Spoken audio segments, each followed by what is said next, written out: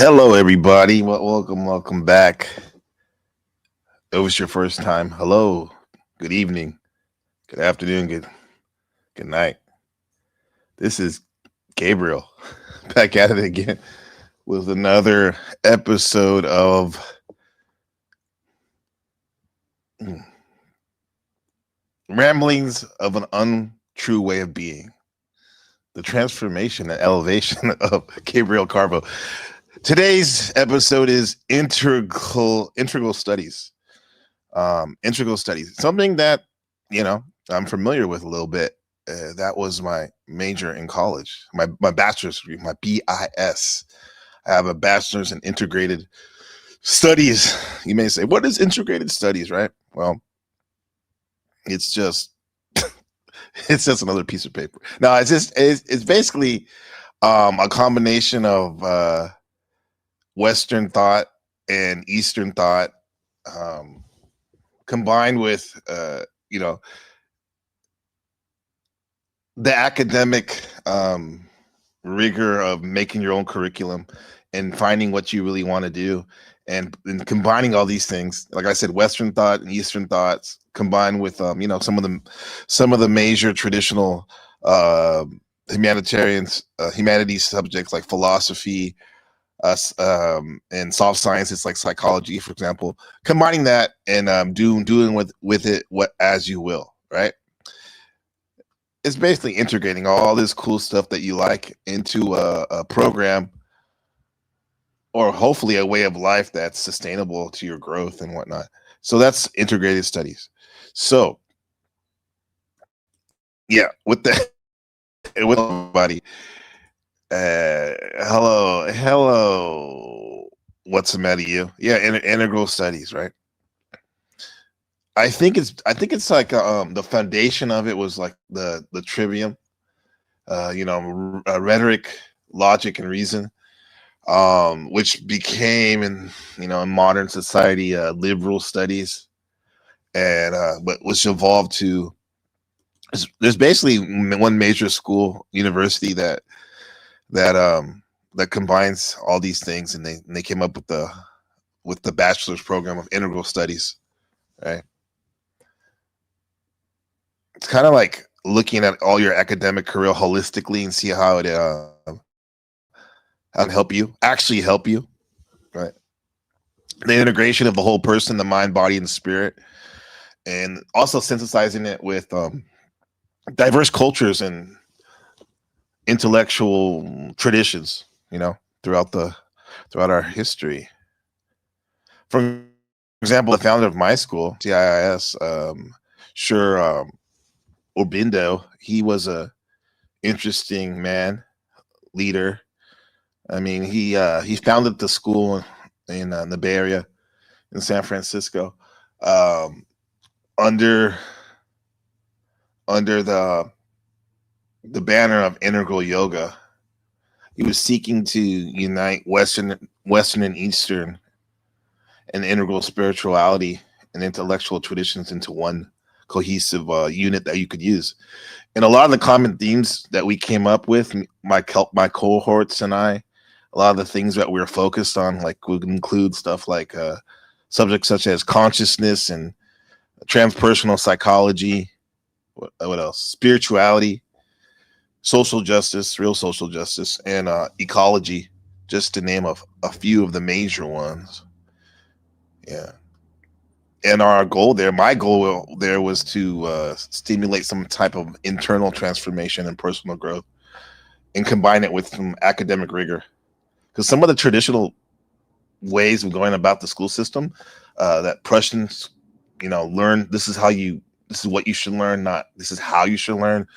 It gets old, and I think this degree was pretty good for what I was already in the midst of doing on my own. It was a very flexible um, program for bachelor's. Um, yeah, it really got me into media. This is why my love of media and streaming and making videos and vlogging came from out of this my studies here, right? And it took it to the next level for me. Yeah. So yeah, what's going on? Patriot Hub 911. Paul Larpotra and Jack Telcott are actors. They co-hosted today and LARPed on Jack's show. Oh shit. Yeah, I saw some of that, man. I saw it was a 1v1 versus the the law versus the little law versus the law. All caps law. That was a sight, right? See, that's something if I would have known about standing on your rights, freedoms, and principles. I didn't have a knowing of it, but if I really would have seen some of these folks like Paul and them, Joe Cool, if I would have known that, I probably would have integrated that into my my program back then. But yeah, I can do it now if I choose to. That's the beauty of integral studies. You can start whenever you want and whatnot. Yeah. Yeah, well, thank you. What's the matter, you? He said, thank you to all the wonderful gifts of your streams. I appreciate that. That made me feel good. Thank you for contributing. Brown's Boy's a little mushroom spore, little fungi. Look at that. They're like fun to you. They're like fun. I gotta give I gotta put it down. Shout out to hello listener for reminding me about this cool these swing wave machines rides at the carnivals and whatnot. They're pretty dope. What up, Calix? Good to see you, bro. Let's fucking go. Yeah. Where are we gonna start? So what am I integrating this right now? I'm integrating male female sexual dynamics. You would call it red pill, black pill, blue pill. We call it pillology, right? You only take a pill when you're sick. You don't take it all the time. But some of these pills can help you get out of your monotonous rut, stagnation, right? And I have to say, I had a really good conversation with RLM over there the other day. I went over there for the first time, and yeah, it was pretty interesting. Let's listen to some of that while we integrate today. What's up, Greg? Good to see you, Gregor. Let's integrate some of that. You can check out the video on my channel. My last video, Pillology and the Youth. Yeah, that was a fun one. Let's see. Dream Baby Dream. I like that song, man. I saw, oh yeah, we saw, yeah, watch this. Don't watch this now. You know, I'm pointing it out right now. Watch it later. That's pretty good. Yeah. I watched the movie for the first time, American. Oh, this is called Civil War, about supposed civil war in America from 2024 from the journalist perspective. It was really good. I got that song in my mind, that Dream Baby Dream Forever. I don't know, you know that one by Suicide. And ever.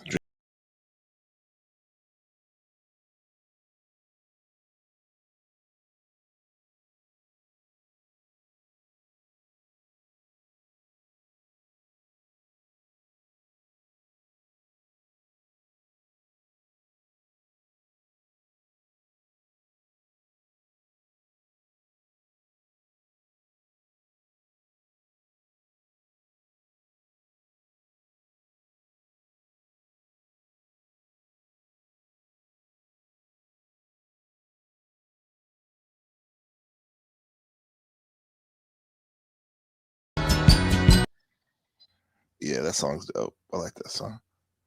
Dream Baby Dream. Yeah. What did you say? You said try swallowing the pills in my I'll swallow. Whoa, pause. I'm about to say I swallow. No. Do you swallow? What do you want? Do you want something? I forgot about the beer. You want some? Oh. How about some ether? What? Never mind. Never mind. Let's get back on this. So red female dynamic. Why is this important to me? This was important to me because I came about the red pill in the way it's known today back in 2019. And And I was like, wow, okay, I've been married for like 7 years or whatever, or 6 years, and it's going good. Could be always better. And I just revamped, looked at my relationship as I was finding this information about different modalities of navigating your relationship. The red pill, which is like kind of shifted my mind, just like what the red pill, where it actually came from the Matrix time, that red versus blue pill, when it became famous. Take the blue pill, you stay in zombie land, which is like mundane real reality. Take the red pill, see how far Alice will go down the rabbit hole, right? See what's really going on, if you can handle it, if you have the courage and the desire for entertainment too, right? So yeah, red pill, blue pill, the real woke, right? But I remember years later, 2014, I didn't know what the hell they were talking about when I saw some stuff online about red pill, and they're talking about dating and stuff. I was involved in other stuff about consciousness and psychology, philosophies. Come 2019 and being married, right? I got married in 2013, right? Come 2019, I'm like, okay, I'm revisiting this red pill stuff. Very interesting. Red pill in a nutshell, that the world is set up to favor women, and to kind of like not kind of like, no, I'll just leave it at that. That's how I see red pill. The world is set up to not favor men, and there's certain things that men can do to balance the equation, right? And that goes in terms of like bettering yourself, self-development, and whatnot. Recognizing the issues, right? And then and then it morphed to black pill, right? Black pill, which came out of a distrust of the red pill, which you may call them incels, right? Are the ones that kind of spurred that, right? Because it seemed like as the incels created and took over the black pill, the red pill was kind of co-opted by the dating coaches, right, and whatnot. Never mind. Yeah, it does go deep. Well, yeah. Well, I talked about a little bit about here. Let's see this conversation. Feel free to interject in the chat. Let's see. Be a cold fucking fish to the woman you just want to procreate. Be done with it. I think you're just trying to help yourself from being. You're protecting yourself from being hurt. So, which is true, RLM. Which is true. Yeah. Correct. Because again, I've dated. Listen, I'm going to be 38 next April, right? And yes, so deep. Shout out to Snow. Long-term relationships, I've been hurt. I've been damaged along the way, and that's why I'm still considering, should I be a father or not? Because I don't know. To be a father, that should be a no-brainer, man. That's the reason why we're here. Well, most of us, everyone has their role. I'm learning, but fuck it. In this case, this is why we're here. That's why you come here, to learn how to be a father. I'm a father. I'm learning, right? Well, I'm still learning, but yeah, I can help you with that, right? Yeah, that's why we're here, Vanta, Mr. Vanta, my friend. Be a father, procreate from a genetic level, a human race level. What else are we supposed to do here? Today, I don't know. Are they legit? They show you no, I get it. I mean, it's a struggle. Huh? It's a struggle for both of us. Bring your sexy ass up here, Rick. It's I heard that. It ain't easy on both ends. I don't know I don't know how we're gonna fix it, to be quite honest. Yeah, that's right. You don't have any yet that you know of. That's why I said there's different roles for people, but in general, we have to admit, a good portion of us men on the planet here need to be fathers, right? In order for the human race to go. It's like I've been saying, I've been saying this for a long time. Like, you can't treat a woman like you treat your home. Like, dudes are, it's gay to want you, like, it's out of your homeboy. See, what are you doing right now? It's gay to expect the same thing out of your homeboy as your wife. Well, in terms of standards in general, having integrity, there's nothing wrong with wanting integrity and truth from your partner, your spouse, girlfriend, wife, right? Same as you want from your homies. That's true. I agree with that. I don't know if that's what he's saying. Stop I didn't even stop start using talking the yet. word. Stop using gay. That's what ruins the conversation. Stop Well, saying. for who? I mean, because like what you. Man, his science, Shadow Buddha. When a man tries to be honest, well, that's gay. No on That's stream. gay. Guys, you give have me to a realize, second. like, what you're doing, bro. Give me a Like, second. Gabriel, I need you to turn on your camera. Salute. Welcome. I've never seen you before, Salute. so I just need to make sure that you aren't Stargazing. Move around for me. Give me the finger or give me a peace sign. Okay, cool. Welcome. But like, you have to Welcome. understand. Hold like, on a second, guys. Hold on a second. What's up, Gabriel? I'm doing good. I'm doing good. It's Rebecca or RLM. Yeah. Is that your name? Whatever you're comfortable with. Welcome. Yeah, that's my welcome wif's to the name, family. Rebecca. I'm used to that Oh, one. nice. Nice to meet you. Nice my to name is meet you, too. Gabriel. Thank you. Some people call me NPC the Game. That's my channel. Okay, cool. What's up, Vanta, everybody? Yeah, cool. You're having a cool conversation about family and dating. That's cool. Sounds like fun. All right, cool. Yeah. Welcome. I mean, Thank you for that. That's not the only game in town. I mean, we talk about the individualizing, becoming a whole person, right? But it is very important to talk about family because we're all at one point, whether they were good, bad, or in between, we're part of a family or are part of a family. Isn't in a healthy.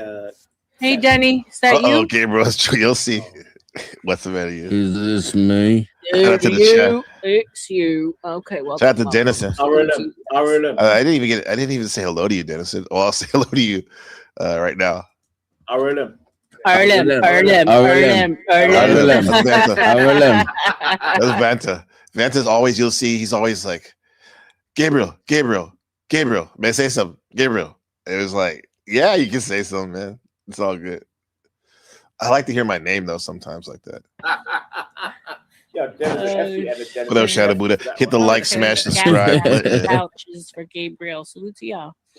So Really what say you, Gabriel? Wait, RLM, real quick. That's my boy Gabriel. Yes, Gabriel. Wow. Yeah, Vanta. What's up? RLM. Yeah. Good to see you, bro. Gabriel's legit. He's legit. Oh, thank you, Everyone's Vanta. vouching for Thank you, Gabriel. man. So what Yeah. what say you about the conversation? Vanta seems to think that he'll be okay with a bot, and he'll just inseminate. He'll just inseminate a woman for a child. That's right. Well, I think Vanta will be okay with that, but I wouldn't want that for my 7-year-old son. I mean, I got skin in the game. Like I'm keeping We got my skin in the game, huh? aware of the trends that are happening, and it's kind of wild how men are settling for robots and whatnot. But I mean, there's one take where you can get mad about it and be like, "Oh, there's a lot of soy boys around, and men aren't being masculine." However, that's just going to make the real men out there stand out even more, you know? Right, because that's what happens. A lot of this, the red pill. We'll talk about it. Black pill, even. Pill is about looks, money, status. That's the most important thing in those order. Looks, money, status. That's why you got looks maxing is very big. I'm not saying I'm not saying be extreme about it, but it is good to have good hygiene and exercise and whatnot. But anyway, red pill is good at identifying problems, and so is black pill. Right, seeing the world how it truly is. However, some can ruminate in that too much about and then blame and scapegoat. Yes, the red pill says women have it much easier than men. They have more advantages than men and whatnot, but maybe there's a reason for it. For that, and what better does it serve you to ruminate and talk shit about women or try to improve your situation? I think you try to improve your situation. And part of that improving your situation is yeah, there are a bunch of soy boys around. But what are you going to do? What are you going to do in your sphere of influence? Are you going to make a name for yourself and your family? Are you going to try to contribute, right? Or just talk shit about these weak acting people, right? What's the matter? He said, sounds about right. I have such poor hygiene these days. I'm waiting far too many days before I finally turn on my underwear inside out. Holy shit! I thought he was gonna say like changing his underwear. He said changing it, yes, but inside out. Cochino, we would say, dirty pig. Hey, what he's keeping it real, man. He's keeping it real. He has identified the problem, and he's making some happen. It's true. So, yeah, I'm an optimist. I think everything's going to be okay. But all I can do is focus on my sphere of influence. And what kind of way are you going to direct your son to avoid the pitfalls of what's going on outside with these women? Probably just like not only with male-female sexual dynamics, but with everything in life. Use critical thinking of the situation. Science. Don't rush into things. There's plenty of times out there, young buck, to do stuff. Yeah. So I also remind them. Shadow Buddha reminded me this after this conversation. After you listen, remind him that back in my day, growing up in the 80s and 90s, women they had a very smaller reach of potential suitors. Their options of suitors were only as big as their radius of travel physically, right? Yes, they had AOL and all that in the 90s, right? But that wasn't a thing. It wasn't really a big thing. Tinder didn't come online 2012, right? When I got married. So women have a much larger field to choose from when they're choosing a partner, be it long term or short term, right? They have a lot more people coming in their DMs, right? Not just from their little city or town they're from. They got men from other parts of their state, all the way to different parts of the country, and all on different countries as well. That's a lot of options, man, that they get flooded with.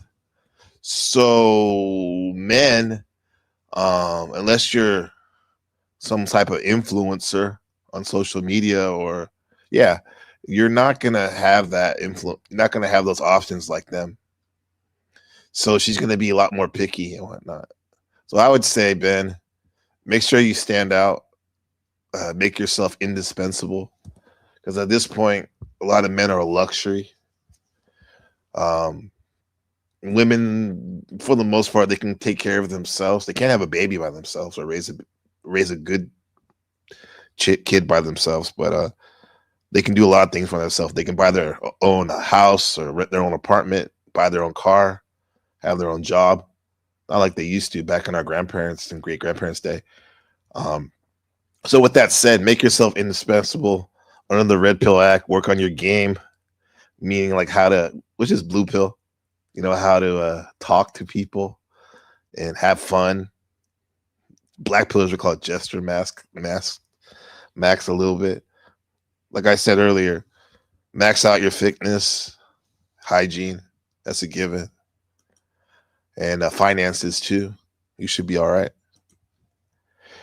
Gabe Chatterbury says, why does Vanta have Hector from the Fast and Furious? Yeah, he does sound like that. He's ordering 3 Honda Civics with spoon engines and T60 turbos with NOS. That's him. That's Vanta. Yeah.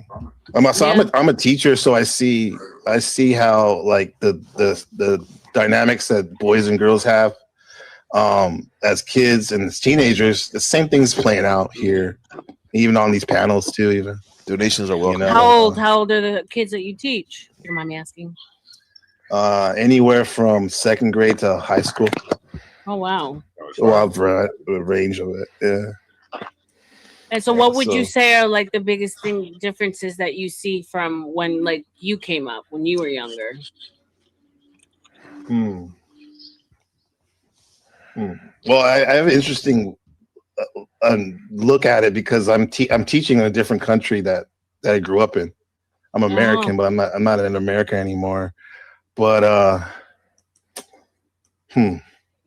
I see boys and girls more interacting together more than I was used to growing up. That I remember growing up. Yeah, I see that more. especially with elementary kids and the junior high kids. Yeah, it was more segregated when I was growing up. It seemed like on the playground and all that stuff. Yeah. Well, that's good news. Yeah. This had too. Little younger kids, definitely. I mean, we used to think if you watch the Smurfs and you're a boy, you're gay, right? But even though everyone watched it, right, the cartoons, right? I'm sure girls watched Transformers and G.I. Joe. Some of them, maybe. There wasn't that too much interaction, but now I see that a lot, right? The younger, elementary school kids, junior high school kids, the girls are cliquish. There's a lot of mean girls, actually, right? Boys are usually chill. They want to play their video games or card games or whatever. High school, nobody's talking to nobody.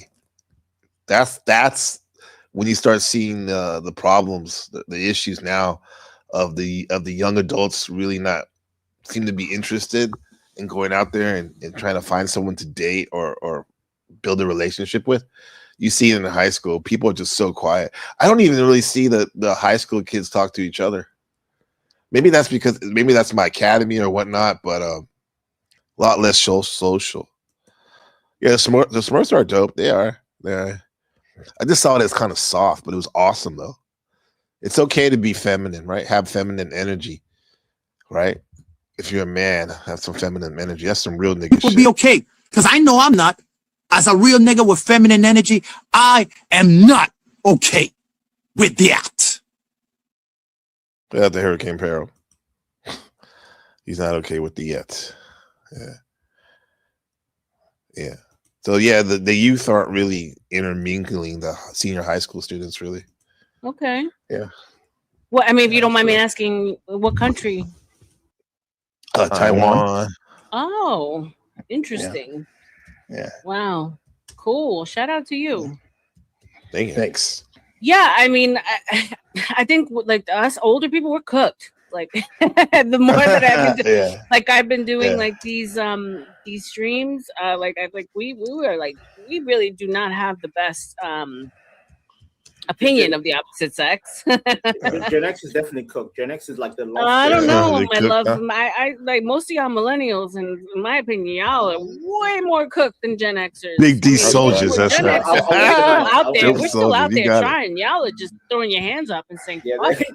that's why I said I need my robo pussy. I need my robo pussy. And What?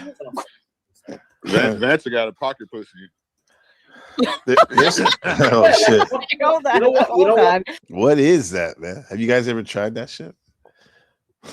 As a big D soldier, have you ever tried that? What's the matter, you Buddha, Brown's boy, Paul?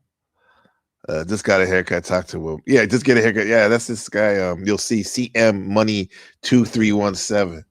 All right, look at that name. That's a mouthful. With kissing his girlfriend, which is cool. I mean, it's cool to kiss your girl. I mean, I got a picture like that. We got pictures like that. But in my case, she's kissing me. Right? She's kissing me. But that's okay. Whatever. She just got a haircut. Talked to a woman. This is some of these guys are like, just talk to them, bro. Just have confidence. Yeah, of course. Most of these guys want to have a girlfriend. What you call an incel, involuntary celibate. They want to have one, but they don't know how to talk to them. They barely even know how to talk to their friends or their parents even. That's the thing. Parents are so locked into our phones and work and socializing with our peers, socializing with our phone, basically, though. We don't really look to see when that child wants to play soccer or basketball with you or play checkers with you or whatever, because we're so trapped in what we're doing. Right? You can even be so highbrow as the deception as we're so locked into trying to be better and trying to find out like better ways to be a parent or be a human, and we miss out on the interaction that our child wants in that moment right there. Yeah, that's why they don't know how to talk to people too, right? You got to encourage them. Ben's like really, I say meek and humble. When we're at home, he's like gregarious and all that. But when as soon as I let him off at school, because I take him to school every morning, that's our time. He's like very, goodbye, Dad. very soft spoken and whatnot. And I don't know how he acts when he's with his friends and stuff, or in the classroom, but it's crazy. This is a little different right there. But I still think he knows how to interact with people. I will never stick my junk in any machine, artificial or anything.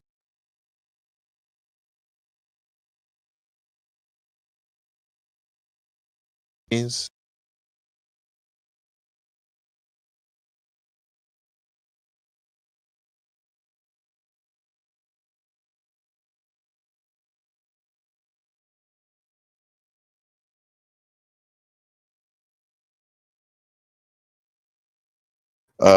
Shadow says, I don't think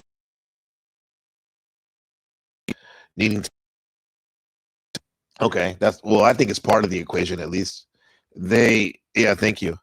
They need to have self actualization with their looks, money, height, and status when competing for women. Yeah, that's the real look.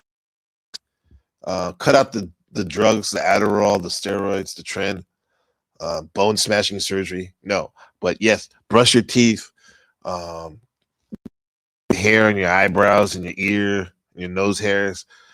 Use deodorant, take a shower, get a nice, trim your hair nice. I mean, yeah, you can have long hair like Angel. What?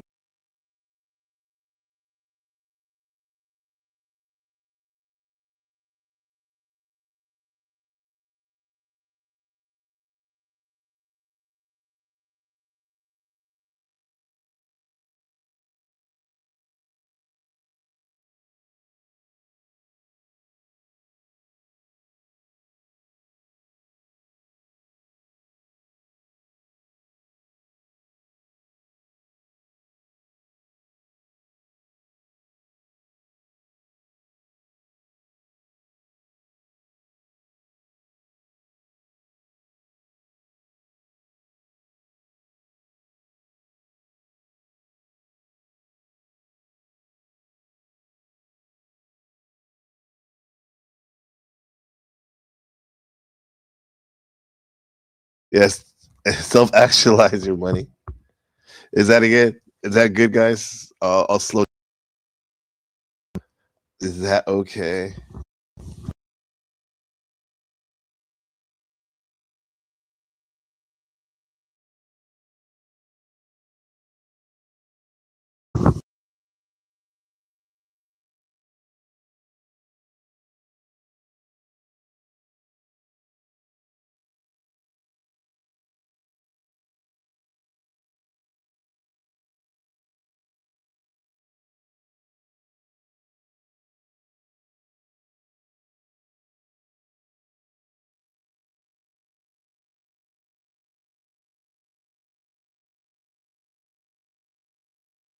Jesus, he's great.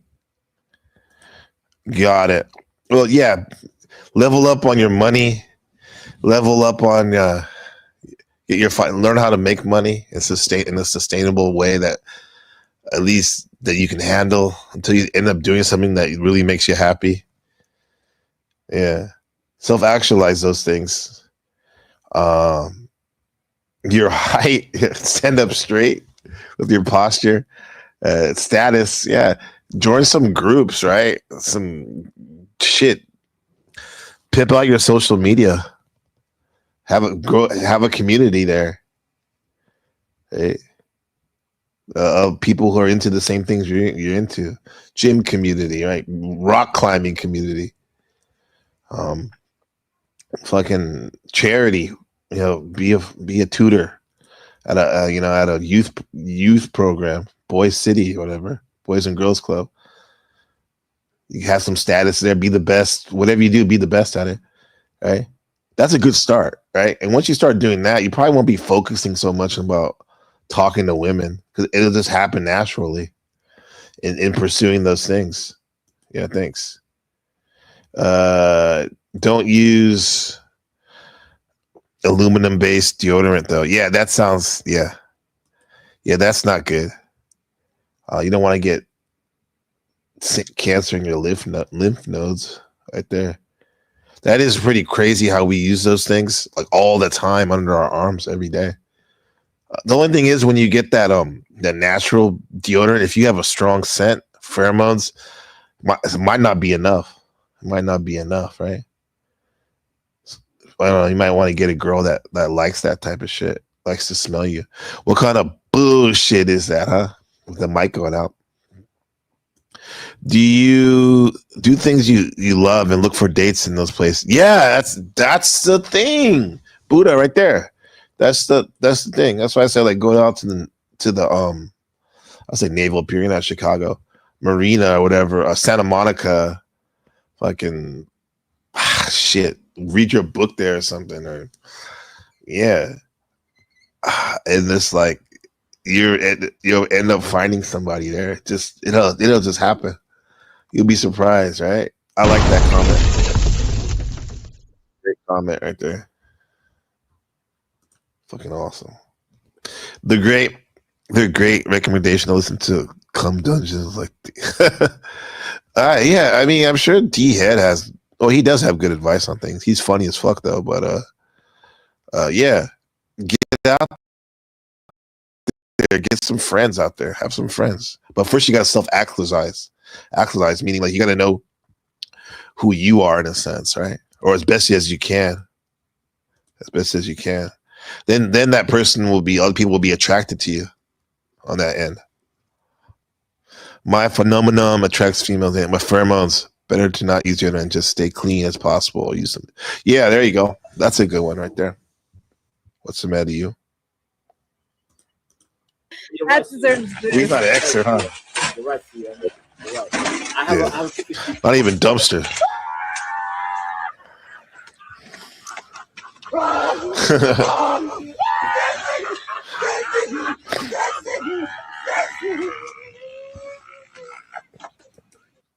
Do you like that shit?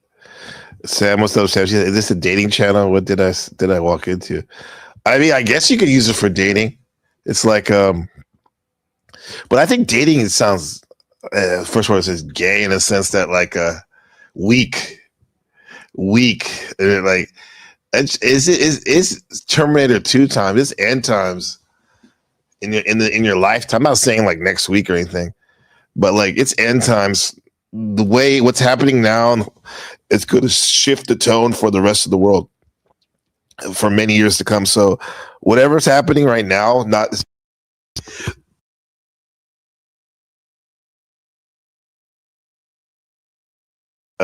this shit.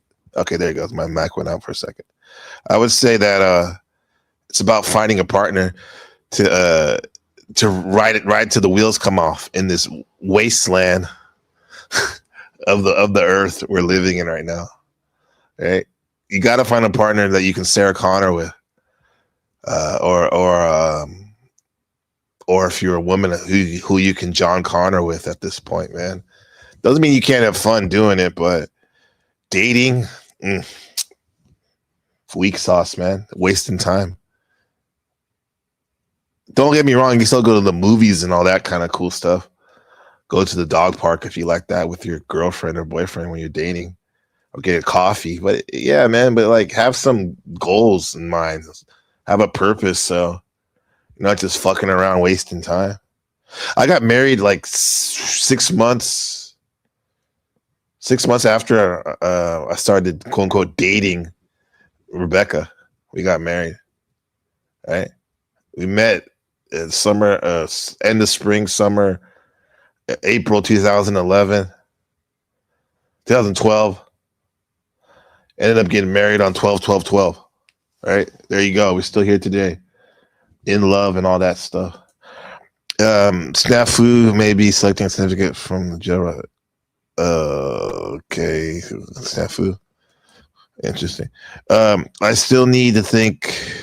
I still think they need to be realistic with themselves before they start dating. A 5'2" guy trying to date a 5'9" woman is going to be difficult. Not saying it's impossible, but it's an example. Yeah, it'll be difficult. Yeah, for sure. Yep. You got to have some really good riz, and a lot of money, and status to get that 5'9" woman if that's what you really want. Yeah, a lot of these inkwells, they have their standards so high that's out of their league when they haven't even self-actualized and developed themselves up. to a point where it gives the woman something to be excited and attractive about. Yeah, I don't understand that. Yeah, maybe this is a dating show, right? I'm saying it's like being a man show, right? Or a woman, what kind of man you want. Watch this channel. I heard Tommy Landry talking the other day, and Tommy was saying like how I missed the mark on the red pill and black pill stuff.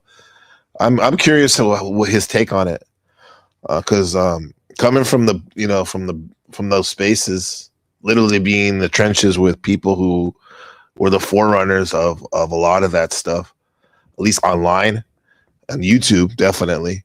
Shout out to Smash TV MD and them, and then like corresponding sometimes with like Rolo Tomasi and all that. Like, I thought I knew somewhat have some good takes that I involved into my own theories and philosophies of life. But if he sees something that's like a blind spot with me, I'd be curious to see what he has to say. Find a pepper girl, you'll be good. Welcome to the neo-feudal post-apocalyptic dystopia. God be with you. Absolutely. Yeah. Ink will clog up your nice pen. Yeah, what happened? Why is it's just you in the chat? There's people I'm talking to. I'm talking to What's the Matter You, D Head, Sam. I don't know. It's weird. This shit's still playing. We're still playing, I think.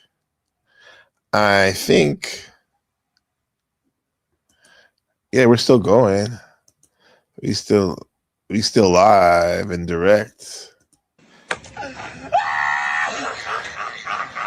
Yeah, there has to be said, because this dude on here, you'll see if I get to it, this CM money sign 237, he got like so offended when we started talking about male female dynamics. Probably if I were to say that, he wouldn't understand what I'm talking about, red pill, black pill, blue pill stuff. Pillology, that's what we call it. Like he got so offended talking about, people get so worked up. Red pill. What the red pill? No, around since the early 2000s in forums and whatnot. It's like, I think we're still rocking for sure. like a G-O-D. It's like, wow, why are you so? And I notice a lot of men that get offended by it, they're not secure. It seems like they're not secure or whatever. It's like, yo, you don't have to believe the philosophy to talk about it. But let's talk about it though, right? And you want? I don't try to get into the bell curve shit, but that's like low IQ. When you can't talk about something without putting yourself in it, without taking yourself out of it, as the main character, that is a low consciousness, intelligence. Look at this guy's shoe came off.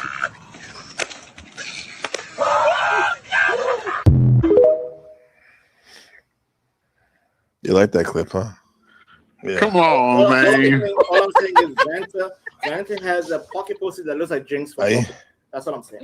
Carry on. Yeah, you do. Vanta, are you generation Z?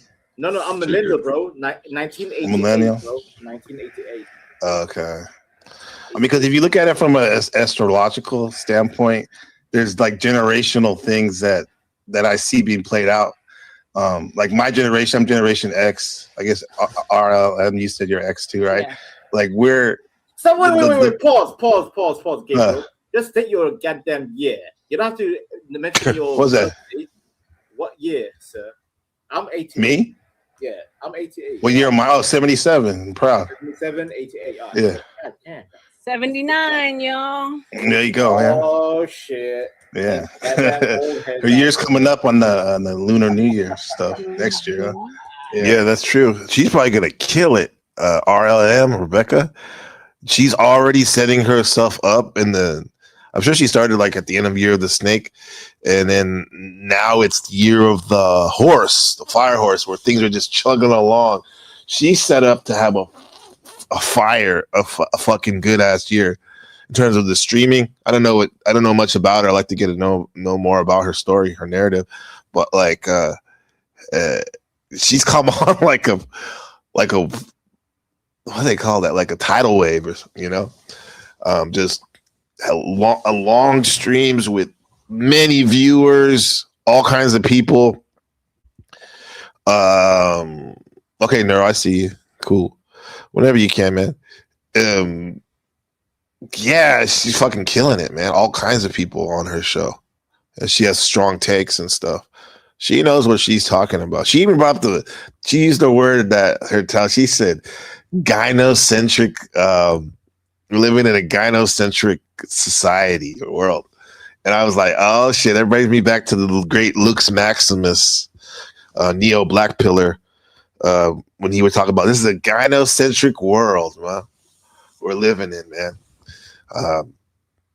Women centered world, right? He's trying to get, and Lux was trying to get back to the days of the Greco-Romans where the men were the sole influencers.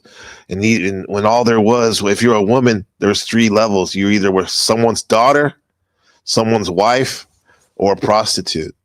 That's what he was talking about, among other things. He was talking about a lot of crazy shit. That's actually where Hormaxer comes from. The evolution of Hormaxer as you know him, because he's been streaming for a long time. He's neo-punk dude, cyberpunk guy, seems like, but he morphed into a Lux Maximus devotee at one point. Gynocentric, right? So yeah, man, that was a wild, which he said gynocentric. I was like, okay, it is a gynocentric world, whatnot. But that's nothing to get mad at women for. Good for them. I mean, in general, they're not as strong as men physically, so that they need to all the help they can get. That's why they're so intelligent and clever, and maybe even some bad, mean ones they manipulate. They use their skills to do that. But here's the thing: as a man now, it's 2020, so you should know these things. And in your do you want to replay? No, it's my Neurojack. That's my panel. It's her panel, but I was holding court right there. That's what I'm saying. Yeah. Yeah, but I was going to say though, like each generation, like 10-year span, they have like their, how they generally function, right? So, for example, the Generation X, women different, yeah, generation, right? Check this out, CM. Like Generation X people, like they're what was considered. So you're trying to get him in the conversation. Like, yeah, see, you're right. I agree with you, CM. Devious, manipulative, narcissistic, right? Which is funny because the dark triad, which the men,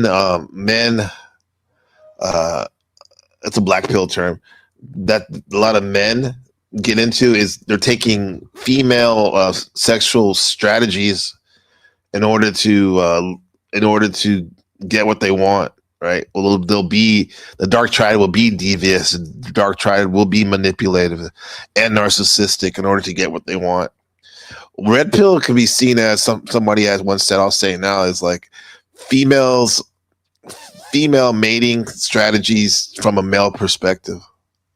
Their Pluto, like their soul group or whatever, it's in Libra, and Libra is about like the other. Oh my god! You can have both sides and whatnot. Let the man talk. I love this.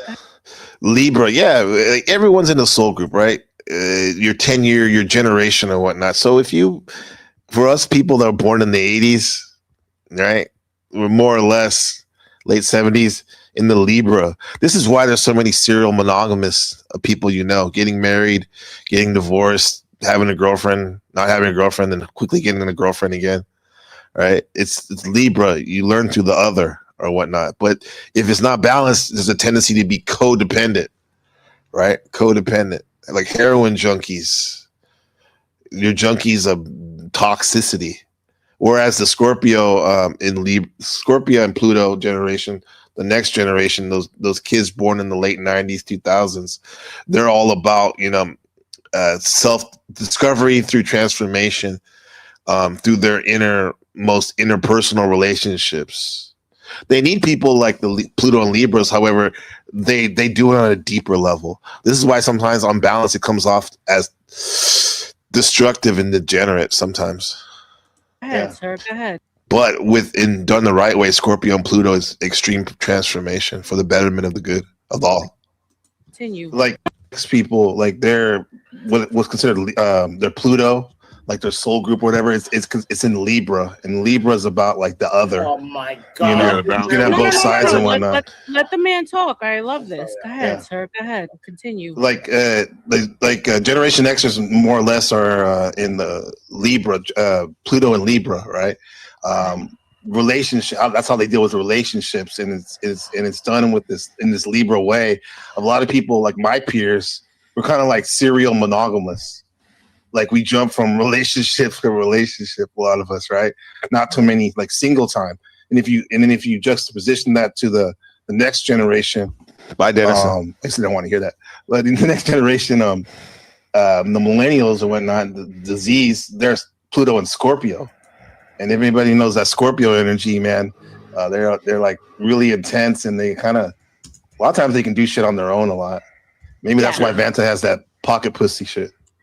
He's good with that. If you think my millennials were the ones to really throw a wrench into the whole work system. They were the first ones to go out on their own and leave the office and leave the work life, right? And so that makes a whole lot of sense. You don't care. Work system. They were the first ones to go out on their own and leave the office and leave the structured work life, right? And so that makes a whole lot of sense. We don't care. There's also like a certain sexual liberation that came with millennials. Logical sparks. I think our Gen X, absolutely. We still adhered to the structure of the nuclear family. At least we tried. A lot of us failed. Well, here's my thing, man. A lot of us failed for sure. Wait a minute. Hold on. Can I defend millennials real quick? Yeah, I got friends that were married in their early 20s. They already got divorced and grandchildren by the time they were in their late 30s. Fucking crazy. We did not bring up the sexual revolution. That was you, Gen Xers, and your boomers. You introduced no, sir. That's a lie, man. Because we were, you know why? No, it's RLM's stream. 1960s and 70s. That was your shit. That was your shit. What's up? We were more diverse. There was more diversity in millennials. Right. Millennials were more conservative. Shut up, Vanna. Shut the hell up. Let us talk. Don't shut up me, old boy. You're a virgin. Shut up. I'm gonna accept my Mercury. Why not listen to a virgin about women? Mercury's in retrograde right now. My Mercury is in retrograde.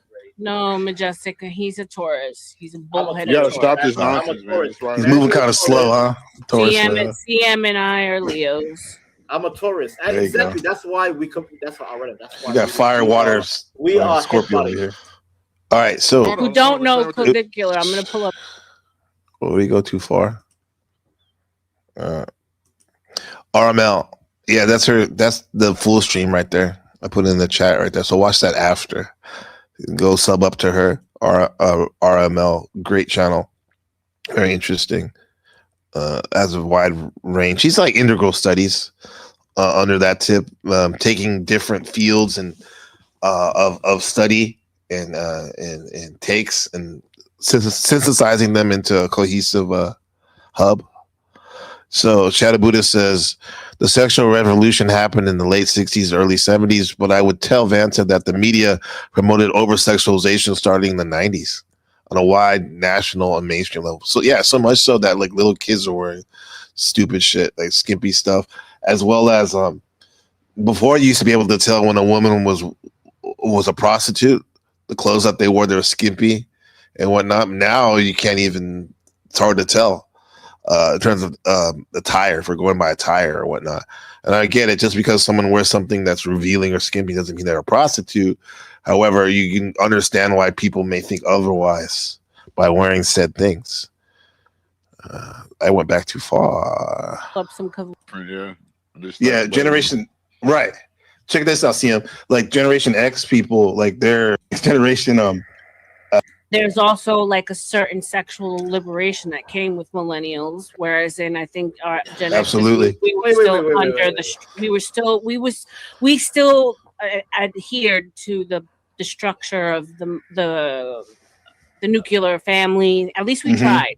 A lot of us failed. Well, here's my thing, but at least we tried. Wait a minute. Hold on. Can I defend millennials real quick? We did not bring up the sexual revolution. That was you, Gen Xers, and your boomers.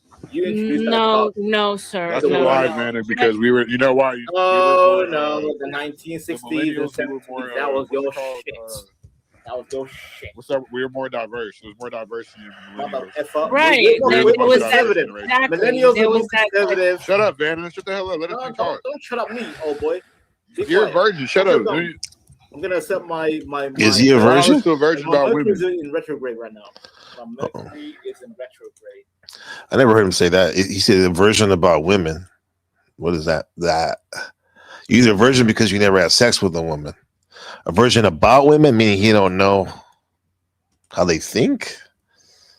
I don't know. How rude, huh?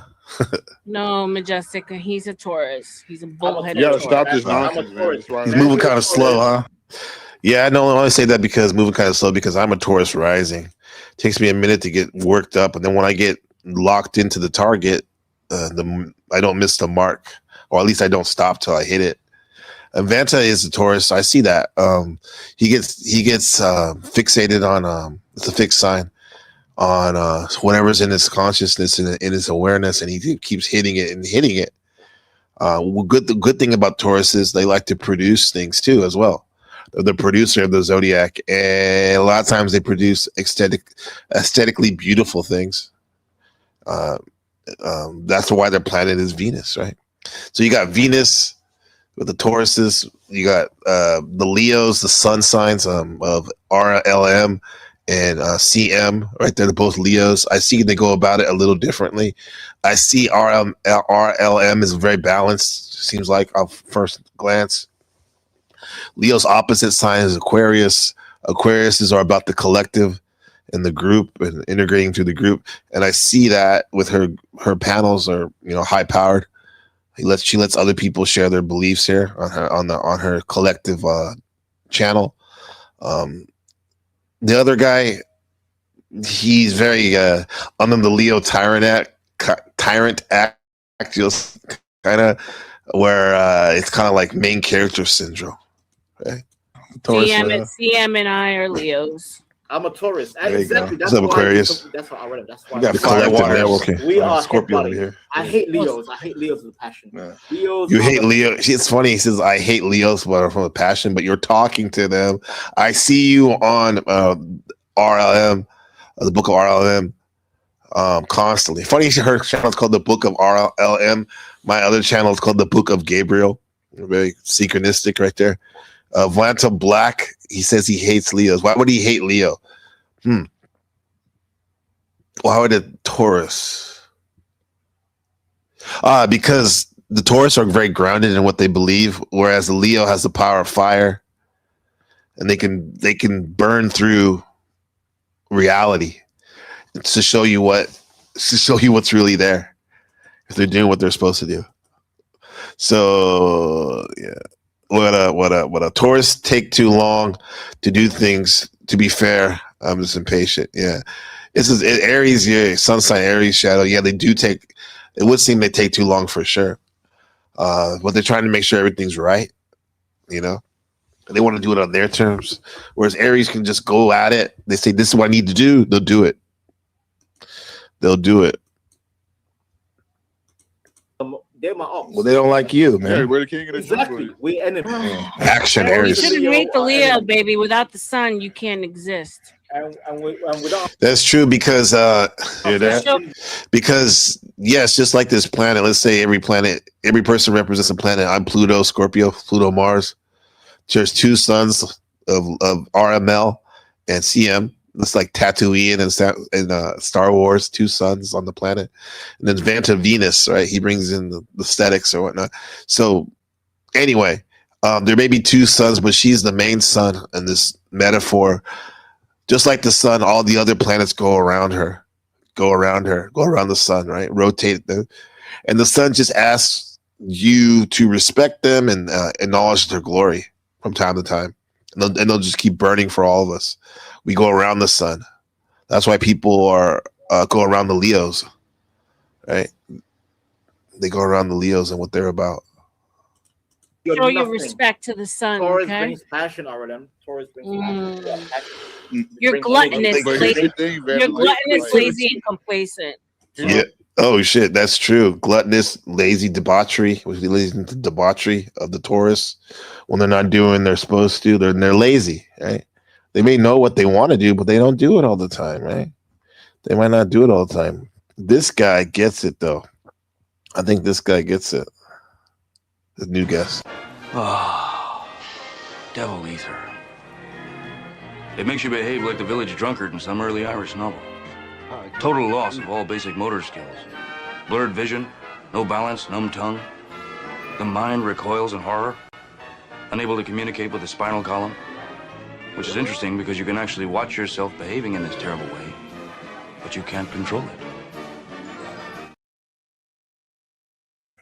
Hey, what's up, my friend? That sums it up pretty well. Let's put it up, right? Yeah, I've never seen usually that I was- movie actually, but I like the general.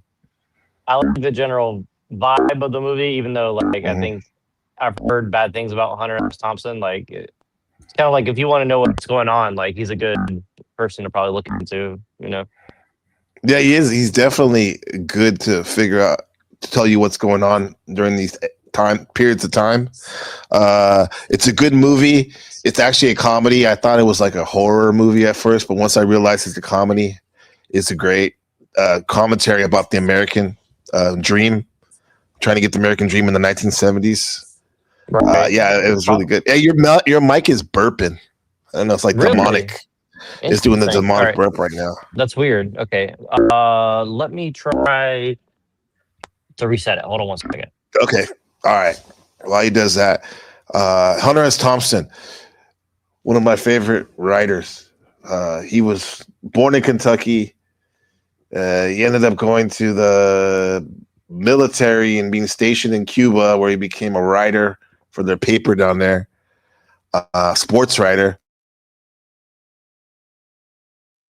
And then he started writing, like he wrote about the Hells Angels. He was embedded with them, and he wrote about their lifestyle until he was stomped out by them. Right? Yeah.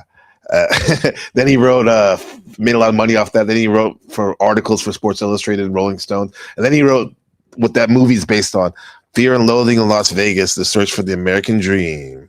What's going on, man? Let's see. Yeah. Much better. Well, I heard you were talking about debauchery before. I didn't catch the full context, but I thought that was interesting.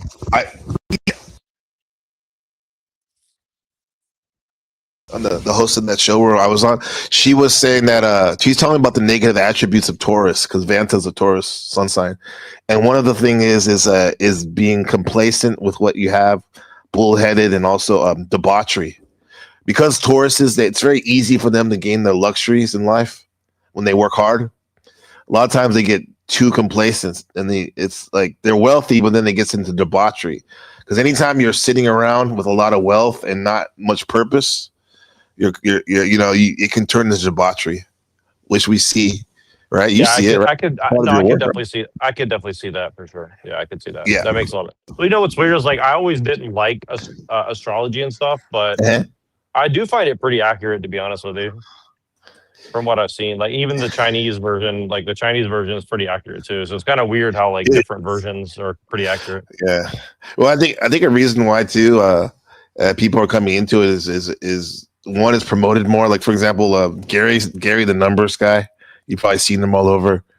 He's making it his mission to talk about numerology and Chinese astrology. Oh, that's the guy. Is that the guy with the weird like top hat or something? Or sometimes well, he wears a hat. Well, he wears a hat that says like 33 on it all the time. I think I have seen that guy. I know you've seen him before. I've probably seen him in passing for sure. Yeah.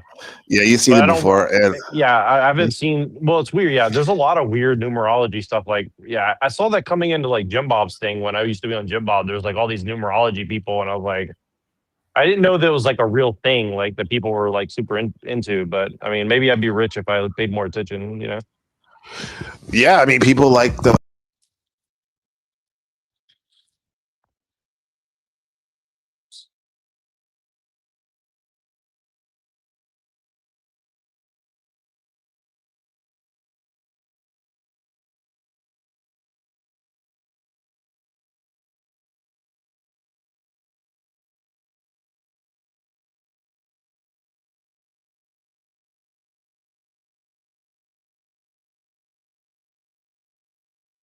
I think there's dead air, but if I'm wrong, it's all good. Maybe he's Hello, can you hear me now? yeah. You just dropped out for a second. I don't know if you heard me when I said Gary, the numbers guy. He would say about like the Bible says you shouldn't look into these soothsayers and fortune tellers. However, I mean, looking at the Weather Channel is a form of forecasting. Right. Yeah, I mean, So, I think generally it's like one of those things.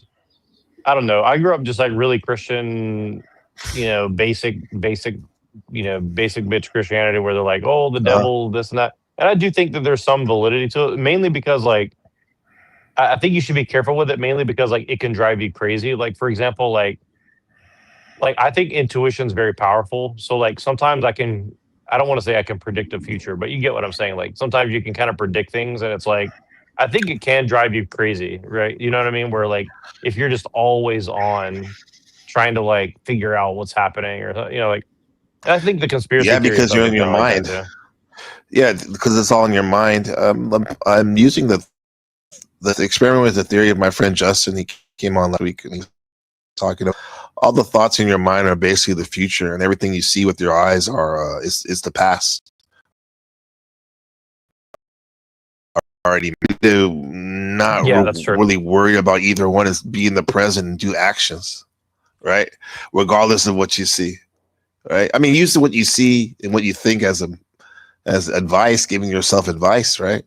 But if you're locked into something physical, for example, like out or washing the dishes or something, sometimes it's really, really focused. I'm talking about sometimes it's hard to ruminate about depressive things and negative things, or yeah. Well, I think what you said about Taurus is kind of true though, where they just get zoned out or something, or they or when they get wealth, they get debaucherous, and I think it's because of their contemplative nature, right? So they want to contemplate, they want to do this, they want to do that, and they can kind of manifest things in a sense or something. But then it's like they get bored when they don't have like a purpose or something. And I think, like I used to be an Aries, which is I guess next to a Taurus, and like Aries are very like all the things about Aries is true. You know what I mean? Like everything. Is that your birthday? You're your Aries sun sign? Or you worry? No, but one of my exes was that, and she was exactly like that. Yeah. So I used to read about some of the astrology stuff, because like it was like to the point where I was like trying to figure out like why can't I make it with this person? And I was like, oh, and I studied body language and stuff, but then people who were into body language were like, oh, check out astrology. So I read a bunch about like the different signs and stuff, and it's like exactly describe the people that I was around. So it's pretty well. No, it does, and I would say like I could probably get with any sign. It just takes more work to do with certain ones.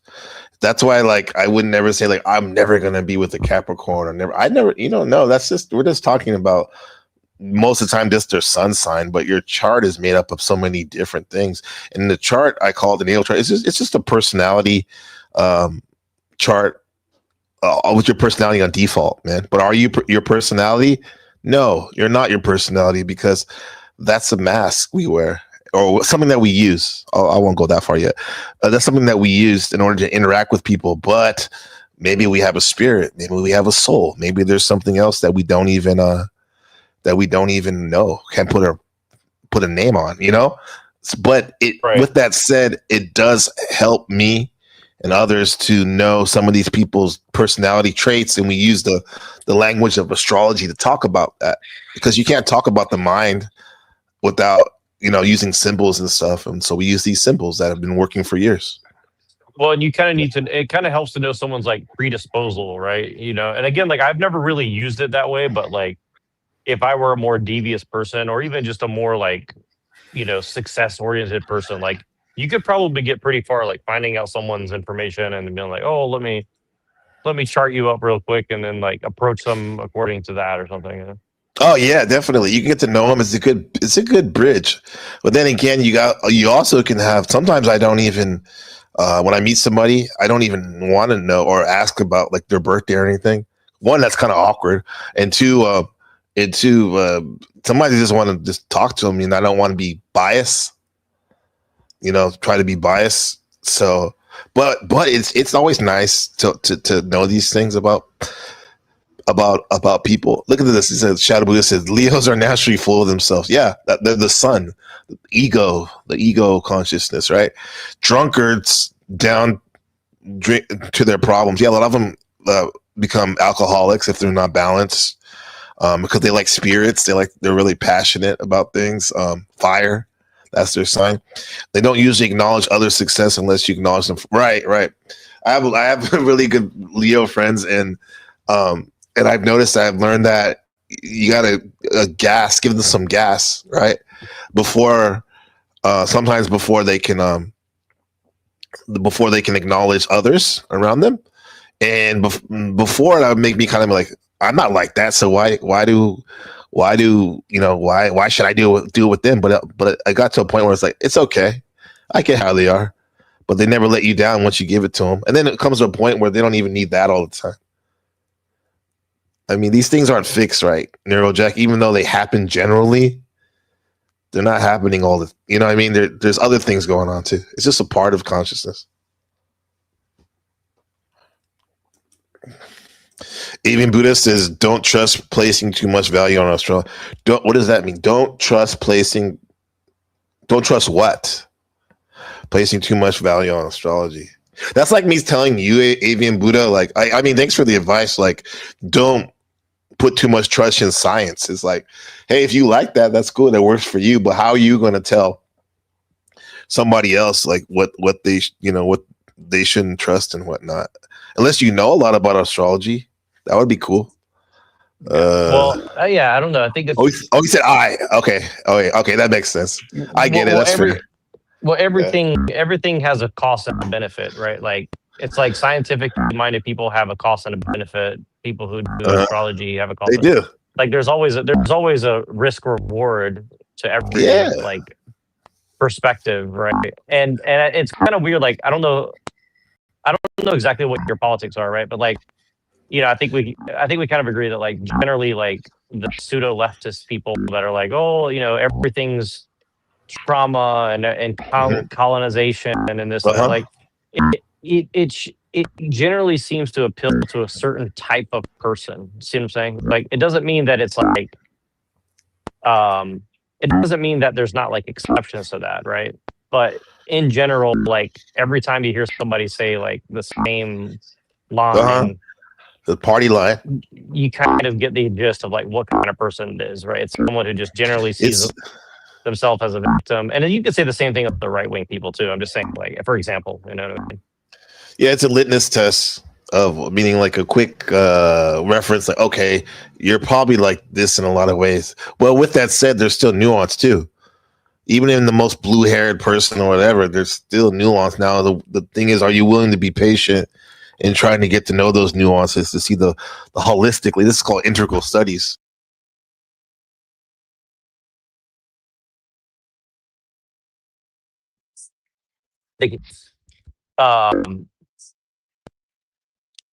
Integral studies, yeah. The name of that is interesting. Yeah, you kind of mentioned that before. Can you give me a little more depth what you mean by that?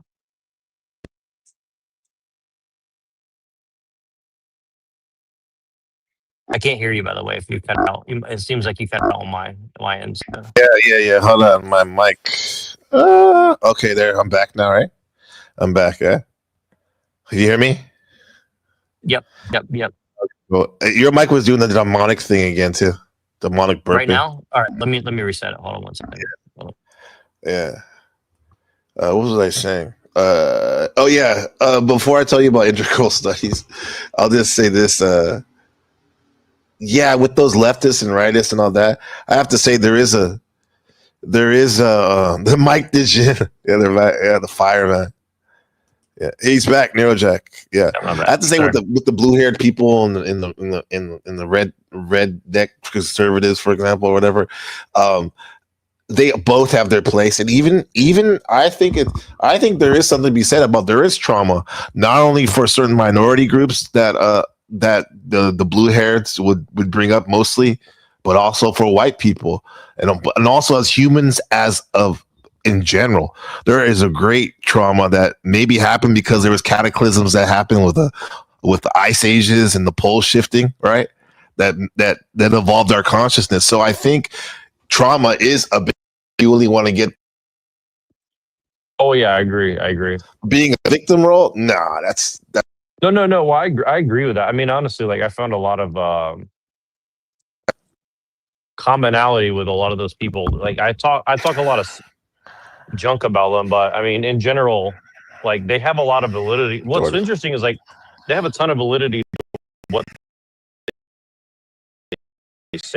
Like their analysis of a lot of things is pretty correct. Like even a lot of their victimhood is kind of correct in a sense, right? But it's also kind of like what you choose to do with that knowledge. And again, this is why, like, I think, you know, from my perspective, Christianity tells you to be careful about knowledge, because knowledge is something that can destroy you just as much as, you know, build you up or something. You know what I mean? Like like knowing all these things, right? Like, how does it serve you ultimately? See what I mean? I think that's a big question that people kind of have to figure out an answer to. You know?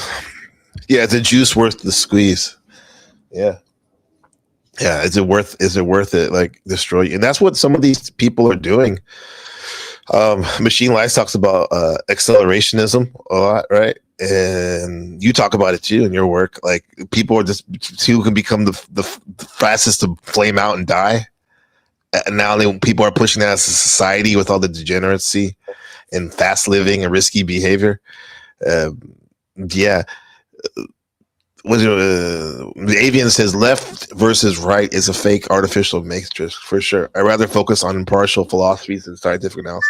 Yes, I would love for myself to do that and be in more circles like that. With that said, there are also people who aren't like that, and those are the people I think Neurojack and I are talking about. They don't realize the fake dynamic.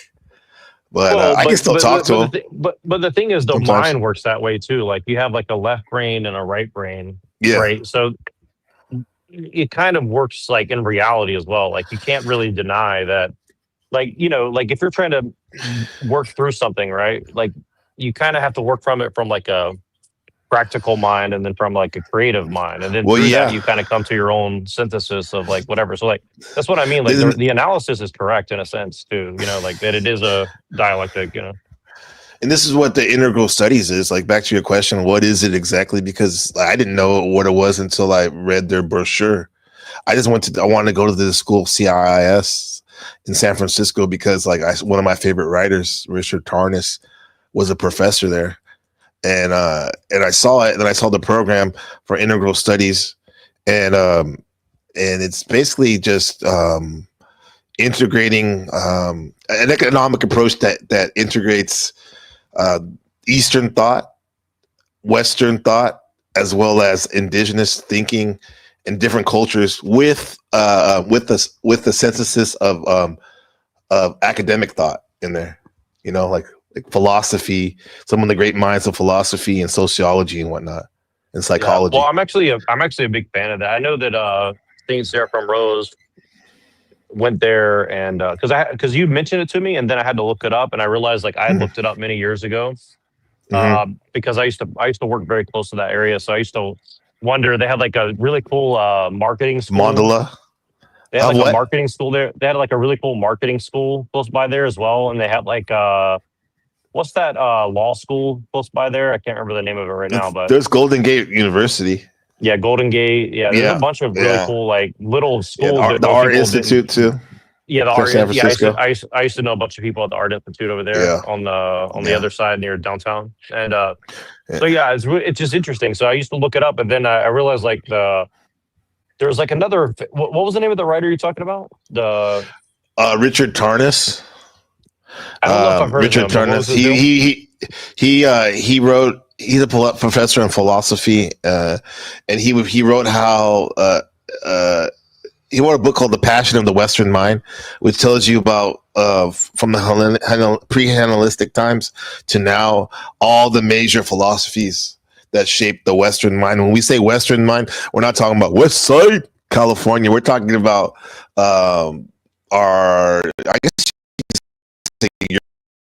Eurocentric Eurocentric mind. Yeah, I like that. Yeah, I like all the that good term, philosophers and whatnot. Yeah, it's kind of funny. Right? Like this is kind of what's interesting. Like I saw this post today. It's like one of these pseudo leftists, and I don't mean to interrupt you. I just want to say this really quickly. No, go ahead, man. It's good. But yeah, Oh, okay. What did it say? Well, they're talking about like basically they're saying like postmodernism is a Trojan horse against people because it's very Eurocentric and a bunch of stuff like that. And it was just interesting because like it's just like a long way of saying like European thinking is like bad, and it's like, well, but you're speaking but all the presuppositions that you're employing are based on European ideals, right? So like, so I said, why do you hate Europeans so much? And he was clearly a mixed person, so like it's kind of like I kind of did it in like a very matter of fact way, and it's just funny how people like get pissed off and automatically jump on you, but I really did mean it in a sense where it's like, so you want to trace, like you were saying, like you want to trace back like 3,000 years of thought and be like, well, this is all bad. Yeah, but he's a mixed person. You think he got more mad at you because he was mixed rather than if he was full black or? Well, he's scared to respond actually, so technically he didn't really say much to me, but. My thing was like the mixed part of me makes not that we can't talk to each other for like someone's like full black or full white. They can't talk. My thing is like the whiteness in me, like the Spanish European blood in me, which I have basically 50-50 African / Spanish. And I'm not talking about just Mexican. I'm talking about from Spain, the Basque Country, right? That actually, I'm like, sometimes me and you're probably communicating on that level too. Like in a sense, like we have heritage. I'm not saying you're Spanish, but you're definitely European background, right? And so what I'm saying is, sure I'm part Native American too, but that's the thing is like I don't look like it, so people don't believe me. So they're like, "Oh, you're just white presenting or whatever." I'm like, "Well, literally, so my family looks like 100% Cherokee." So it's kind of just funny, like people just make assumptions, Right, because we don't want to deny. Why deny it? Like I used to be like, just because most people see me as a black man, off the bat, they'd be like, but what about the white part of me too? What about the the Mesoamerican part of me too? It's like, come on, man. It's like we have so many facets and whatnot. Oh yeah, Alan Watts also was a professor at our school, as well as the head of the East-West psychology department at one time. So Terrence McKenna used to do lectures there. Stanislav Grof with the psychedelics, all these people, like that school's small, but it definitely has an impact in good and bad ways with this because like we did the machine and Rupert from Netherlands, my friend, and I think even you've been on this broadcast. Remember we did the series last year, psychedelic elitism, like where we're like trying to do all these, show the connections of the like the MK Ultra and how it relates to the universities and pop culture and all this stuff. It was cool. And a lot of that goes through my school, California Institute of Integral Studies. Let's see. White Devil. Alan Watts as well. Yeah. Yeah. Yep. All these people, man. Even scientists think we use 10%. Yeah, probably only 10%. Nope, the false read. No, back to that. Yeah, this panel was interesting, Nero. This guy was like up in his feelings about because I brought up because we had brought up looks maxing. Rebecca brought up looks maxing, RLM, and I'm like, oh, okay, here we go. We can talk. We get into the manosphere stuff, and I instantly thought of who, Clavicular, right? So we started talking about him, and then this guy just lost his shit because he, I guess, quote unquote, he's a natural, as we would say, and getting women. He doesn't realize it's not like that for everybody. He thinks it's like I'm forming my full opinion on that but I do think it's very interesting. Like I think talking about clavicular is very relevant, and I think it's weird. It is very relevant. I think it's very interesting that people are like automatically shying away from it. I think it's extremely relevant in so many ways. So yes, because he's an influencer. He's not just an influencer like a normal. He's taking a lot of the like places we've been in, like conspiracy, thought, red just pill, like I guess, or red pill too, black and then pill, like he's right, and he's making it mainstream. Basically, he is a black pillar at heart, I think. Yeah. Yeah, I actually agree. That's kind of why I think it's interesting because he's kind of like a black pillar pretending to be a red pillar. It was just kind of weird to me. Yes. Yeah, he's what we call a purple pill, where you combine the red and the black, where it's like black pillars basically are nihilists, and they're like, we see what the red pill says at the core, like this is it's gynocentric society, men have it tough and all that, but they say like, but unless you have genetics of looks, monies, and status, you're dead. You can do nothing. However, the red pill's like, we see how the society is stacked up against men in general, but here's what you can do to improve it and do good and level up. Take care of your hygiene, your money, finances, game, all that. Right, that's the difference right there. So that's what he's doing, and I think, but he's focusing only on looks maxing. Clavicula. Hey man, this is what you're not realizing. You can't speak for millennials because this might be a bad one for no the reason. thing with millennials and what's the one after millennials? What? Millennials, Gen Z or Zoomers, whatever. Gen Z. Well, they have the most incels out of any other generation. That's the problem. Okay. So why are you trying to shame? Is Gen Z the first generation born into strictly a social media world, like tech world? Yes. Yeah. Yeah, right? They know nothing else. Yeah. That's the issue right there. It's simple as that. They don't have like all their metaverse for them. Right. So a lot of the dudes that didn't have success on social media or didn't have, you know what I'm saying, like they weren't living the life, like they were incels since the Facebook search first started. Like that's what I had to realize. But he don't realize that like the true incels, they're not really. I don't think they're looking at Facebook and Instagram like that. They're more on forums and playing video games and talking. You know what I mean? It's people just think that all there is Instagram and fucking Facebook. It's wild. So there's a much broader spectrum of digital ghettos out there. Besides that, yeah, with different communities. We're trying to build young men, and you're trying to break them down. Why are you calling them incels? No, he's not. He's just acknowledging the reality of it. Facts. Like I've had a lot of fun in my lifetime.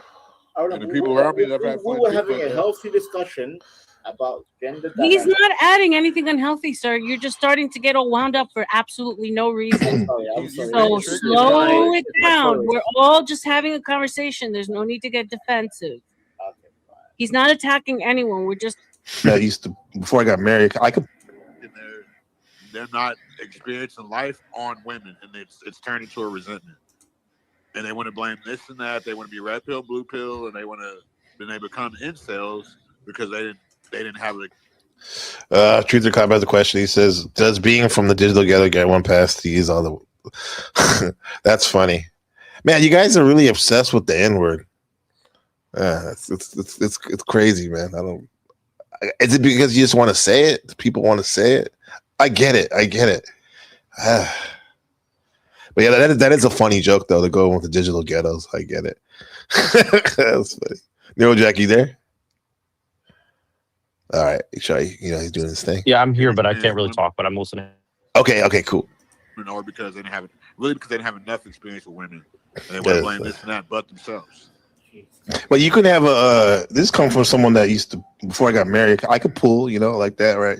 But like, yeah, I experienced a lot of women and whatnot. However, I wish I would have known some of the stuff about the red pill and the black pill before. It would have been a nice little arsenal to have for these, and not just for relationships, but just interacting with people in general. But what I think these younger cats are doing is they're relying too much on the philosophy of only, not practice of this stuff, and they're just sitting in their game chairs, like you said, resenting women. When in fact, you gotta. I mean, there's theory and then there's practice, man. Right. It's magic with a K. You gotta get out there. Yeah. Can I respond in good faith? Right, theory and practice. That's the big thing. I always look at my magic for Liber God, Aleister Crowley.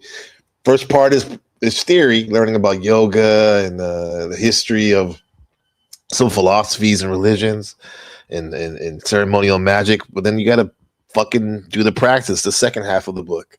Literally go out there, practice these things. Do yoga, right? Just don't theorize about it. Meet people, push your specs to the utmost, kind of like how the supersonic jets they do. They have to push it to the limit. How many days can you go without sleep? How many how long can you fast? Maybe you don't have to go that far. It depends on who you are, but like push the shit to the limits. Build up yourself.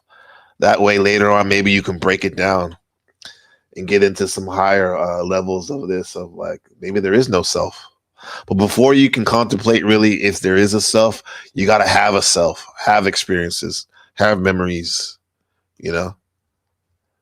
If not, you're just a Taurus bull in the meadow eating grass till you overeat. Go ahead. You don't have to ask. Just respond. This is a natural conversation. I wonder if heaven got a ghetto. Go ahead. No meta. Just go ahead. Jump right into it, Vanta. Go ahead, Vanta. Real talk. No more saying insult to young men, because that adds fuel to fire. Okay. If you want to say young men are not getting women, fine. Okay. At least advise them as an elder. Advise these young men. Don't shame them with getting. When you say incel, all you're doing is damaging their feelings. Like all they need is well, that's what he wants. That's CM's view of how to hit young men is to damage their feelings, break them down so they can build them up. I guess like the Marines do, right? Be hardcore, be hard on them. And I tried that with my younger brother, Jordan, where like we hadn't spoken in a long time, and it was like some bullshit. I was like, okay, tell me why we haven't spoken in a long time. You wouldn't say why, and I just straight up said, stop being a pussy, right? Stop being a pussy, right? And then after that, I haven't really talked to him since, and that was fucking almost like damn near like 15 years ago. So that's crazy, like how sometimes when you go too hard on people, they can't take it, right? With that said, you gotta let them know they're fucking up. They need to get out of the house. Now, if you want to put coddling gloves on them, that's something you might want to do. But my thing is, Vanta's saying we gotta not talk to the youth like that. Show them how to date. Then, in terms of like, if you're like you have nephews or whatever, take them on a like if you have a girlfriend, have them hang out with you sometimes, right? And you can learn by observing, like how this is how you talk to a woman, this is how you treat a woman, type shit, right? Show them how to practice talking to, being with the woman and treating her good, and witness, so that boy can also witness that woman treating you good, so you know what to expect and how you want to be treated. Show them, right? Just talk to them like a good uncle. Talk to these young men. God damn it. Just another day living in the hood. He sounds like the type of guy just another day around the way. I don't know him very well, but like he seems like he would. Maybe you'll call him like a. I'm saying. Like, hey man, you need the to word insult. Just straighten up a bit. That word is adding fuel to fire. That's what I'm saying. Some of them want to be called insults. You know, there's a culture of them that actually like that. How to identify with that? Yes, like the real insults. Maybe we're blanketing, like because there are real insults. I know real insults from back in online and stuff like. Right. But there's also men that are actually like just they're shy. This is not to interrupt the brother talking. He says Healing Law says we may be in the ghettos of heaven right now. Yeah, that's fucking interesting take on there.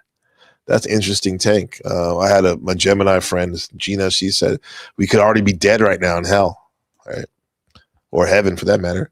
Just another day living in the hood. Just another day around the way, feeling good today. And insults. Maybe we're blanketing, like because there are real insults. I know real insults from back in online and stuff like. Right. But there's also men that are actually like just they're shy. But they're not incels, right? But the point is whether they are or they aren't. You're right, Vanta. We should talk to them and whatnot, but. Sometimes you got to address the problem and be like, we're not. You want to be coddle them so much. Link is dropped. No, but you want to come up and chop up the topic. Thank you later. Get your bitch ass up Go Gabriel. talk to a girl in real life. Go that girl Gabriel. you like on the internet. Go DM her. Tell her you want to. Depends how you're talking to.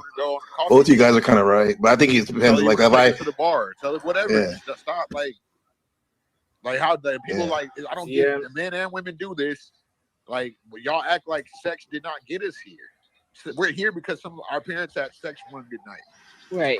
So we don't live in our parents' generation. There's a whole different Right. What's the matter? You said show them the real pimp game and why you never let on that you care, even if you do. Yeah. I that is pimp game what he just said, but in terms of like a good solid relationship, leveled up power relationship, yeah, I would maybe not be overly like like oh I'm so in love all the time. It's better to show it than to say it all the time. Right? You can say it all every now and then, at least once a day.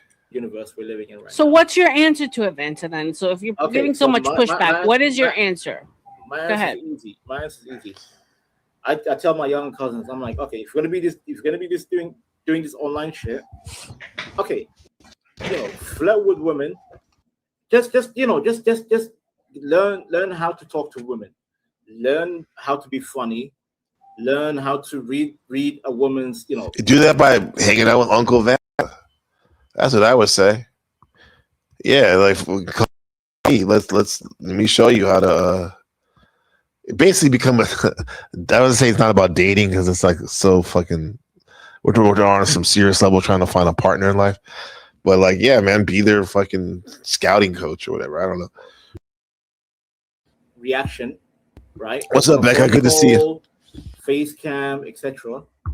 But at the same time, when you go on a date, if you get rejected, take it to the chin and say, you know what, tomorrow's another day. Yeah. But I'm not calling these young men insults. I refuse because well, there are some real incels and people want to be called that. But then again, the people that don't want to be called that, yeah, man, maybe you shouldn't call them that for sure. But regardless of what you call them, most of these young men probably would benefit by getting out there and speaking to people. Yo, Gen X, I'm millennial. We had our day, but these young men, these Gen Z, Gen Alpha, whatever you want to call them, that I can't even keep up with these goddamn terms. just advise them in a healthy way. Calling them insults only makes them shut down. And I don't want these young men to be shut down. I want them to be out and about. I'm like, go out, engage, even online. Just learn. That's what I would say. I would say start online. Yeah. I would say try. I don't know. Health, like it's a numbers game after all, right? Just be funny. A healthy amount a day. Hit up. I don't know how many girls a day, and try different ways. Try to be funny. Try to be whatever, and see what. I think that's building up character as well. But Arlen, can I say something real quick? Here's the thing: certain dudes like that are like my age and like pretty even younger, like maybe even my kid's age. My first kid is 19. Like it might be too late for them. They might not have not every guy is a ladies' man. Not everybody's a Mac. Not everybody's has hits it off with women. So a lot of these guys. That's real facts. I mean, statistically, there's a group of men that never procreate, never get married. Like, I mean, that's just but it's historical. not even about that. Like, there's a lot of dudes that don't like, but. And I'm not trying to. I think it's. I just want to say this really quick. What I'm trying to say is, you should have some type of. One of those. That's kind of true in a sense too. Like you got to meet everybody where they're at. Like I'm a big proponent of like pickup artistry is like a general like baseline. Like I think if you can understand those things, it helps. But also like writing letters to people helps. You know what I mean? Like basic shit like that. You know. Big time, writing letters. I remember I was in this forum where people wouldn't. It's not like Discord. They share links, videos. It was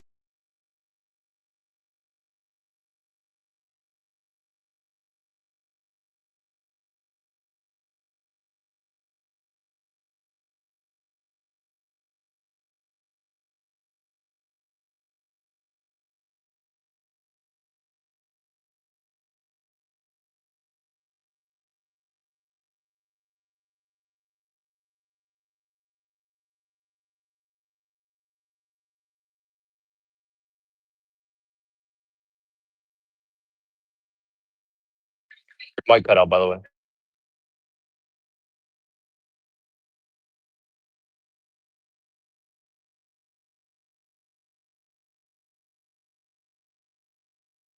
Yeah. Oh, damn. Hold on. Yo. Okay. Yeah. Yeah. Your writing it helps. It definitely helps, man.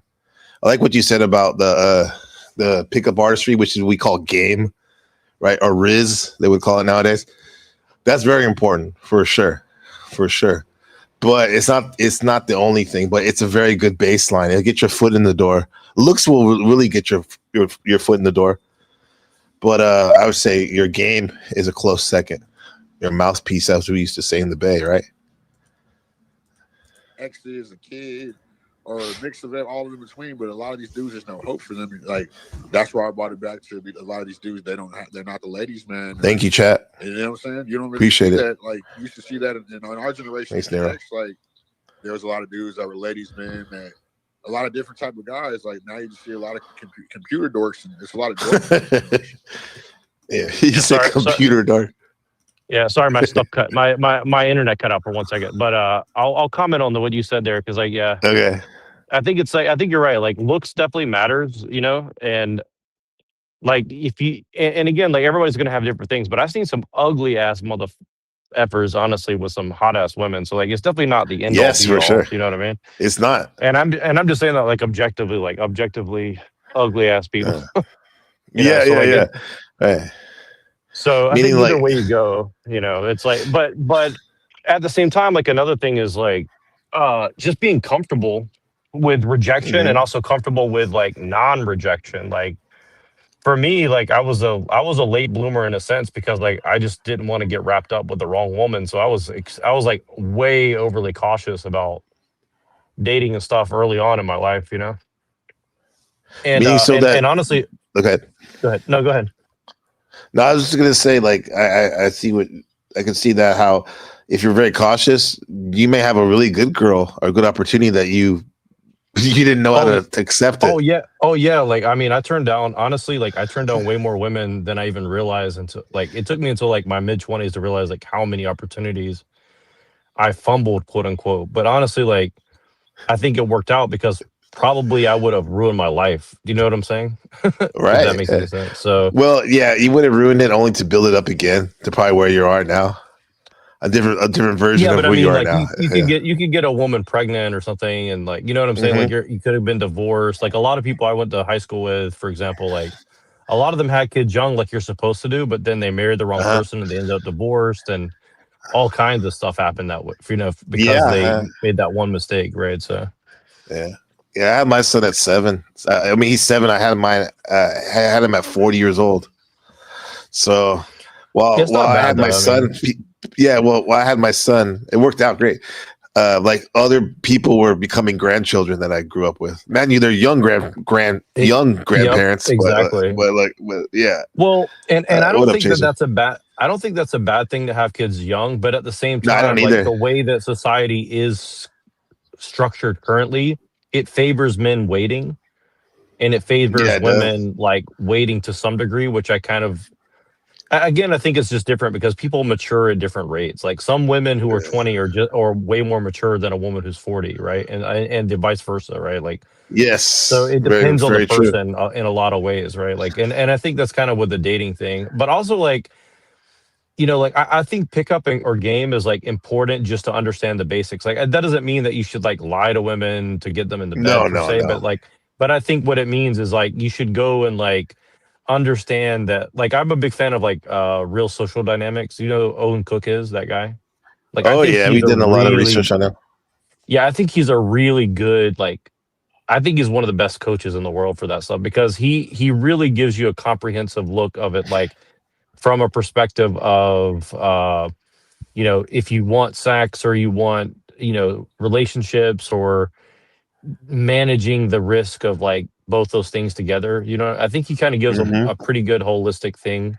So I think that like I recommend him to almost everybody. I think that people should, even if you hate pickup artistry, I think it's just good knowledge to have. But because it kind of talks about like how dynamics work, like the whole mogging thing, like that's kind of what I like about the clavicular stuff. Is like it kind of shows how like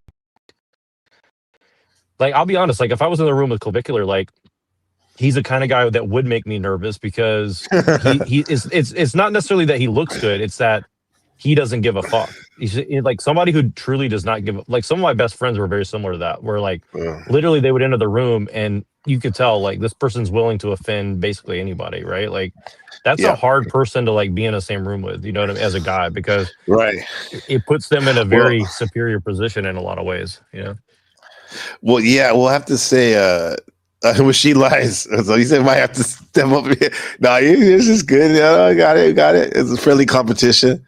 I'll say it one more time, but I'm probably not gonna say it ever again. Most people would never admit to this. I definitely was inspired by Hello Listener, his background, some of his backgrounds. I saw him that he had this what they call it, the swing wave or swinging ride machine. I'm sure you've seen it, Nero, before at a different carnivals and stuff, right? This machine back here, this ride in our background. Yeah, I think I went on one of those when I was a kid. It's been a long time, but I definitely went on something like that before. It's definitely mesmerizing, like to me, like watching it. Well, I like the colors. I'm a big color person. Like I like this kind of. And shout out to kind of neon color. Shout out to Jim Bob. He definitely is great with that. Yeah, Jim Bob is a good artist. Like I mean, he and I've had our falling out, but you know, I think he's a good artist, and he's not a dumbass guy. Like ever, you know, he pretends to be dumb, but I think he's a lot smarter than he lets on. I'm going all over the place right now, but like I told everybody that I went I watched Civil War a couple nights ago, the movie from 2004, and there's a part in there where the American Alliance, they're wearing like the Proud Boy uniform. I remember, kind of remind me of Jim Bob's shirts or shirts I used to wear. Yeah, he's like the Hawaiian. He's going for a very specific aesthetic that's very subtle. Like it's almost like Fed or like cop or like redneck. Like, but he's always been that way. Like I followed Jim Bob a long time ago. He's always had that aesthetic that's very like off-putting. It's kind of like a weird mog. So like if you've ever been to a room where like everybody's dressed like rigidly, and then that one person like wears like some sort of Owen Cook does that a lot too. I usually do that. Honestly, yeah. I'm kind of like that too. Honestly, I dress like really weird as like a weird, not usually, but like I'll usually have like one thing that like stands out, and it makes people trip out. You know what I mean? They're like, whoa, like right. They would call it, the black people would call it kind of like gesture maxing, kind of, right? Like a peacocking. That's the word, right? Setting out. Yeah, I never really pimps would do that. Pimps would do that to the extreme, right? And to the obscene level. Well, a lot of my friends used to call me pimp because like I would wear this weird that's like it's kind of one of my nicknames in a sense, because like I didn't know it at the time, but I would do stuff like that. Like I would wear like this giant like fur lined like trench coat that I just found at like a thrift store, and everyone's like, damn, or I'd wear like a military style jacket, but it would have like these kind of weird decorations on it, so it looked, you know what I mean? Like, it was just something that nobody else would do. You know what I mean? And I didn't really do it on purpose. I legitimately just kind of thought something looked cool, and I would like mix it with something, you know. But it's weird because, you know, I mean, I think fashion's kind of like an underrated thing personally, but you know, that's very important. I'm not good at it, by the way. I'm just saying I think it is important, you know. Yeah, I'm sure you got some good style right there. Yeah, I think it's very important. It's fun. Not the end all be all, but it's definitely fun, especially if you're going to be doing these things. What we're doing, we got a visitor. I forgot about the beer. You want some? How about some ether? What? Never mind. What's going on, Avian Buddha? How's it going, my friend? I'm doing well. What about you? He's looks maxing with the owl face. Oh, that is too. Let me see that. That's nice. By Amy Durant. She's a local artist. I bought some of her pieces in my area. Amy Durant. Yeah. I like it. We gotta remember that. How do I get that owl's like eyebrows? I want to get like an eyebrow transplant right now. You know, I know eyebrows. You got thin eyebrows, Nero. I mean, I think they're okay, but nothing like that. I mean, that's some sick ass eyebrows. Yeah, look like he's wearing like a robe too, Masonic. I always go back to or a dress or Yeah, whatever it No, is. but you cool, see yeah. the angle he's Orphic looking at you egg. is like he's looks maxing. It's like a looks maxing. Like Yeah, he looks like the Yeah. Chad. You know what I orphic mean? You egg. know? It's the snake Yeah. going on No, the but egg. That's nice. That's the egg okay. too. The Yeah. Orphic egg. You got the Orphic egg. You got the Mithraic fucking crown on that shit. What else you got on And there? then the octopus It back looks like there. a pimp cane. Looks like a pimp cane in the back in his Octopus. hand. He got a pimp cane, man. Shit. Essentially. But the clicker, bro. Yes, he's confident, but come on, bro. No homo. You have to admit, like probably his looks are intimidating for some No, people. Not he's necessarily a for no. you. He looks like Perseus or some like Greek god. Yeah, Honestly, like he's a good looking dude. Like, he don't looks get me like a twisted. refined version of Patrick But Bateman. but what I'm saying is like I honestly I truly believe this when I say this. Like to quote Owen Cook, you know, a fat balding ginger could probably steal his girl from him in 5 minutes. Because it's not only looks that matter. Like you know what Right. I'm saying. Like, and I think a Well, lot of men get that twisted and they it's think not. that look here. I'll put it this way: women will definitely sleep with a good looking guy really quick. And I think that like you can be upset with that, but that's just like I don't think it's like that abnormal. But almost never will they stay with that guy. So you know what I'm saying? Like it's kind Yeah, of one of those it's things not a long where term relationship. They say beta yeah. bucks and with somebody fucks whatever like the Chad Tyrone, the Pookie Ray Ray, those guys that they'll be there for the short term, right? Yeah, those are actually the But terms, right? Yeah, Pookie but Ray Ray. but it's not always a bad like I'm not saying it's always a bad thing, but I think this is why female sexuality has been constrained throughout most of history is because it was trying to avoid the pitfalls of like what can happen if that's like allowed to go Good. unfettered. You know what I mean? Mm-hmm. So That's why we need people like Hurricane Peril in the building. Good to have you, Will be brother. okay, because I know I'm not. As a real nigga with feminine energy, yeah, I wanted I to say something am else about not trabecular. Like, okay yeah, with the act. so like what I mean by that is like a fat balding 47-year-old, or you know, I'm not saying 47 because I'm saying because of Owen Cook. I think he's like 47. I'm 48.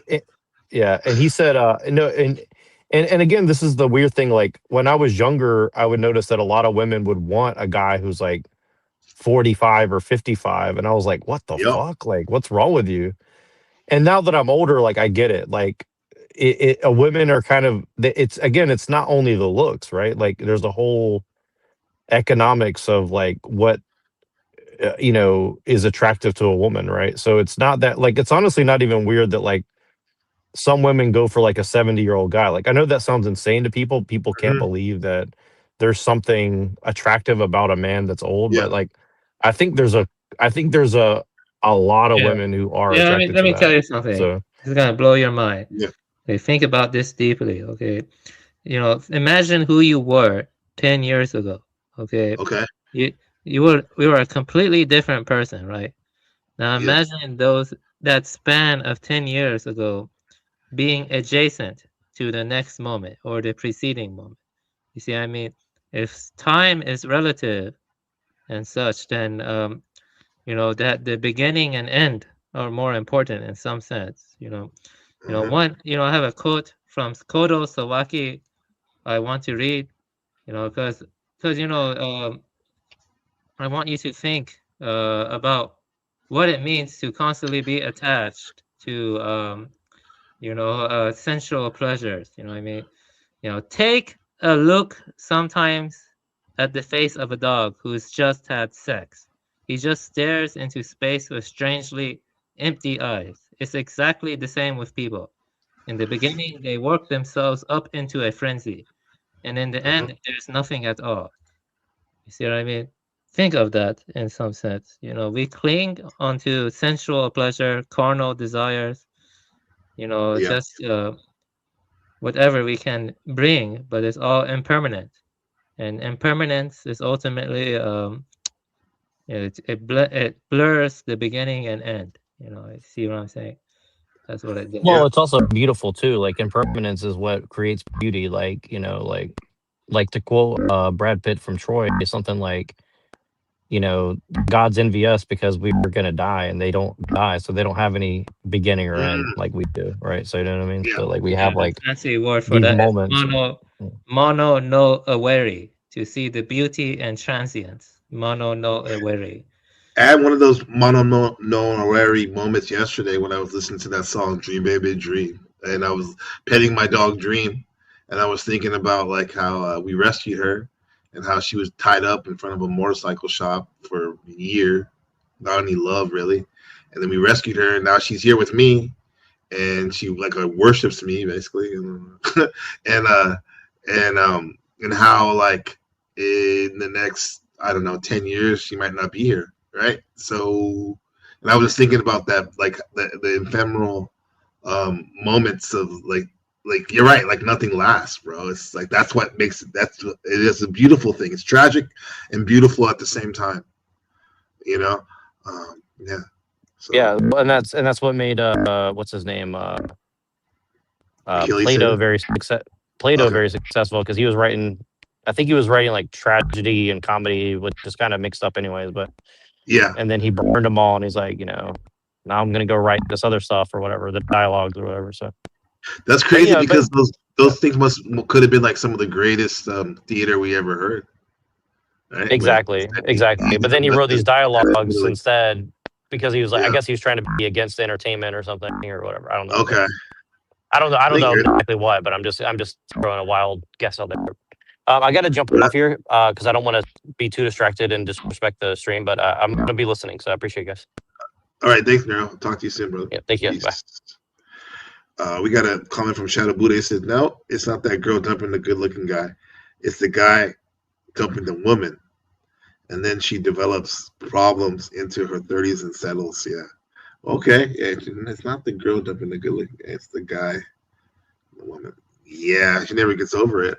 I guess she never gets over it. The impermanence of being, the transience of being. You know what's trending now? Single mother raised dudes that Oh God! Don't talk about clavicular. I wanted to say looks next. For those of you who don't know clavicular, I'm gonna pull up some clavicular. Go ahead, keep talking. No, keep talking. He's a black pillar, yeah, basically. With guys where you can't even have a conversation with, and they don't see how they're losing the conversation, how to win and lose thing, like you know how like whenever they get triggered or when you're having a conversation and you're bringing up stuff, and it's like that just shows how you don't have to stow with someone not having a man in your life. Yeah. Balance is a lot of. I think people can not be stowed, and if they had this guy keeps on going, Avian, the CM guy, this pattern of because he believes people that don't have a father in their life growing up, or father figure, he believes that they're like weak and can't be stoic. I don't believe that. I don't know. I think human beings are very resilient and whatnot. I see. Every culture has different social organization. Throughout history, we've had, various different social organizations ranging from, patriarchies to matriarchies. But ultimately, it comes down to conditioning ultimately, and every. It depends on the context. The context is everything. I do think, according to this culture, having a good mother and father figure is important. But absolutely, I believe so too. Yes, exactly. Yeah, it's very important. However, it's not a death sentence to people. It's if you don't. Yeah. Yeah. And I'm all being the millennials and Gen Z. Is that they were raised in a single mother host where they didn't on homes to where they didn't host. They didn't have that father or the father figures to where now they resenting women because I don't know what I'm saying. Yeah, but I mean, he does bring up a good point though. There is a lot of that going on, Avian, right? Than it used to be. The mothers and fathers, they're not there as good parents as good as they were before. Or were they ever good, do you think? Even in the back of the day, do you think parents were too strict? The thing is that Let me tell you this about my own dad and mother. They don't understand how things are rapidly changing. The fact is, we're embedded in an artificial network that depends on a volatile supply chain. It depends on artificial needs. It's very artificial. You know, Baudrillard says it's hyper real. You see, and the thing is, it changes so rapidly that even my parents do not understand how volatile it is. You know, so it's not like you can prepare a child easily for the future because I have multiple STEM degrees. You know what I mean? And I have a difficult time getting a job in the modern job market because of how rapidly changing it is and stuff. Yep. So, You think it's because you have I mean, you definitely have great credentials. It sounds like, but you have is it because the technology has advanced so much from what you were doing before? Is that the reason why it's so? yeah, It's it's being just that difficult for you? yeah, there's several reasons. You know, we could Are your we could are your speculate standards too high? we could speculate all day, but ultimately, white collar jobs, a lot of them are dying out, is due to like H1Bs or outsourcing or also automation too. So, how can parents prepare their children for a future like that, where white collar jobs are dying out? Stuff like Well, what's plumbing. not dying out? Sorry, excuse me. What's not dying out then? Well, that's a And good question. I Yeah, would I'll say compare plumbing, that. HVAC, electric work, basically Okay. the handyman stuff, Yes. that's not Technician. dying out. Yeah, yeah. Yes. Yeah, this Okay. is my advice to everyone. Don't bother sending your kids to school for stuff like white collar stuff. Just teach them handyman skills. That's like electric work, HVAC, and plumbing stuff like that is very good. If you Okay. choose to have kids and stuff like that. Yeah, I'm gonna have my son to become an electrician. Yeah, that's Introduce some of that stuff to him. Okay. Cool. Let me see.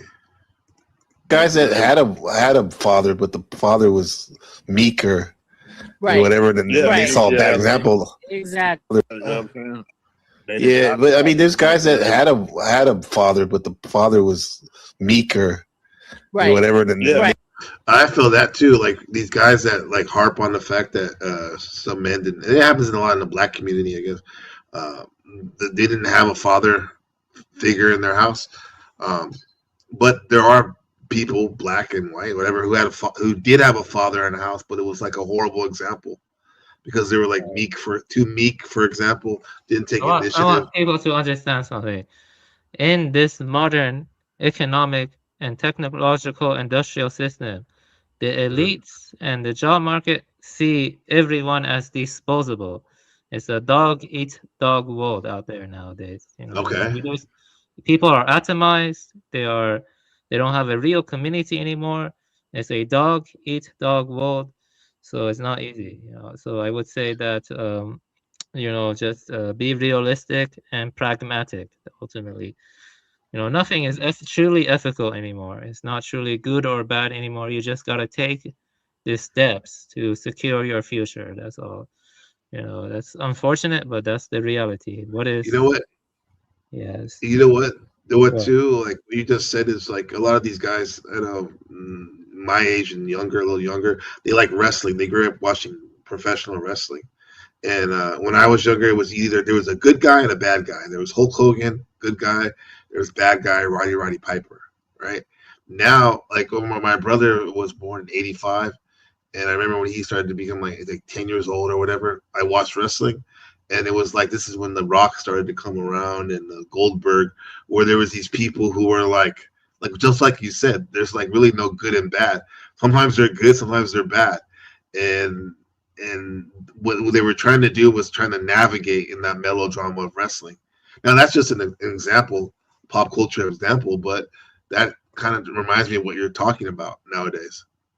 You know how It could be predictive programming or just the topsy-turvy nature of time, where as time progresses or whatever, what we once considered good turns out to be evil, or what we once considered evil turns out to be good, or their borders was always indeterminate.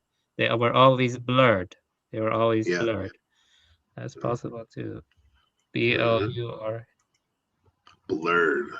I saw a bad example. Exactly. Yeah, so I don't think it's a dead end if you don't have a father in your Right. house. I mean, it'd be better probably, but And you know what, Gabriel? That's I appreciate you saying that, because one of my arguments on one of my last streams, I don't know how much you've been watching, but this whole week has been a lot of dark triad and female male dynamics and such. And I'll give it back to you, Vincent, when I'm done. But I was like, when you think about the daddy being in the house in the argument of that, for the most part, daddy was never really home, right? Like if you go back in history, daddy was out working, daddy would have to travel for work, he would have to be away from the home, daddy was pulled out of the house to go to war. If you go all the way back to hunter-gatherer, daddy was out, getting food. Yeah. So people, the argument was daddy came home, but still, daddy was not an influence. Daddy was not there. You know why? We can try to demonize it like we do everything else, but I'm not demonizing. I'm just he's not. what is. He's not. Maybe because I'm at a point, I'm done taking the bad out of things. Like, so what? Because men, we're better on a hunt. That's why. When we're on our purpose, on a hunt, or trying to achieve something, we're better. That's what men are best at. Like, just like trying to like achieve something. So yeah, I mean, it's fair. Guess Mask came home. He had off day. Like we've had saying that, now there's single mother households, but if you think about back in the day, dad would travel. Like for instance, Vanta, your dad worked away from the home for months, right? Yeah. He worked in oil rig in Abu Dhabi. Yes. So I mean, like, let's face it, not everyone was lucky enough to have his days off. My dad had three businesses at one point. He was never home. They were, at night they would come home, and early in the morning they were out again.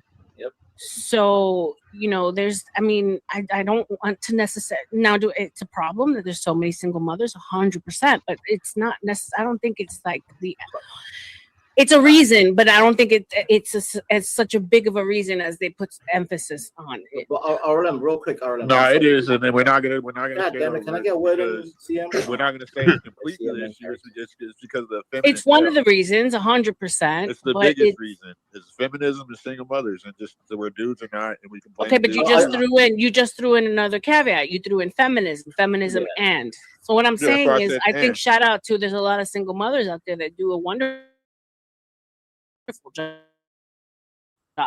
My mom. So okay, let me say this. Let's make it quick. Our dudes are most dudes out of if we take 10 dudes right now, all right, we check their emotional gauge, their emotional level. All right. Like, and then which one would I raise in a single mother home? What up? I bet you 10 out of 10 of them is going to be emotional. What do y'all think? I just want to say emotional. It's an emotional imbalance. Yeah, but it could be corrected, bro. Nature versus nurture, man. You could always there's always a chance for you to be better, no matter what your circumstances are. That's how I see it. What's going on, chat? Dudes are raised. Can I get word in? Tend to be less natural, more emotional, and less balanced. Let me know when you're done, CM. Let me know when you're done. Well, no, I mean, I'm not trying to like. Anta, when you have a natural conversation, do you do this face to face? No, because you gotta wait for someone to finish and then go. You don't have to ask people for permission, and you don't have to interrupt people, bro. Because I don't want to just have a natural conversation. Let him finish his point. But CM is just babbling. Oh my god! No! It's too early, Vanta. It's too early. You just apologized me, and yet you're still doing the same shit. I hate this whole incel. I didn't say nothing. I need this young man. I don't want to hear incel from you. How am I undermining anyone? It's around women. Kids and the men, they're not interested in having.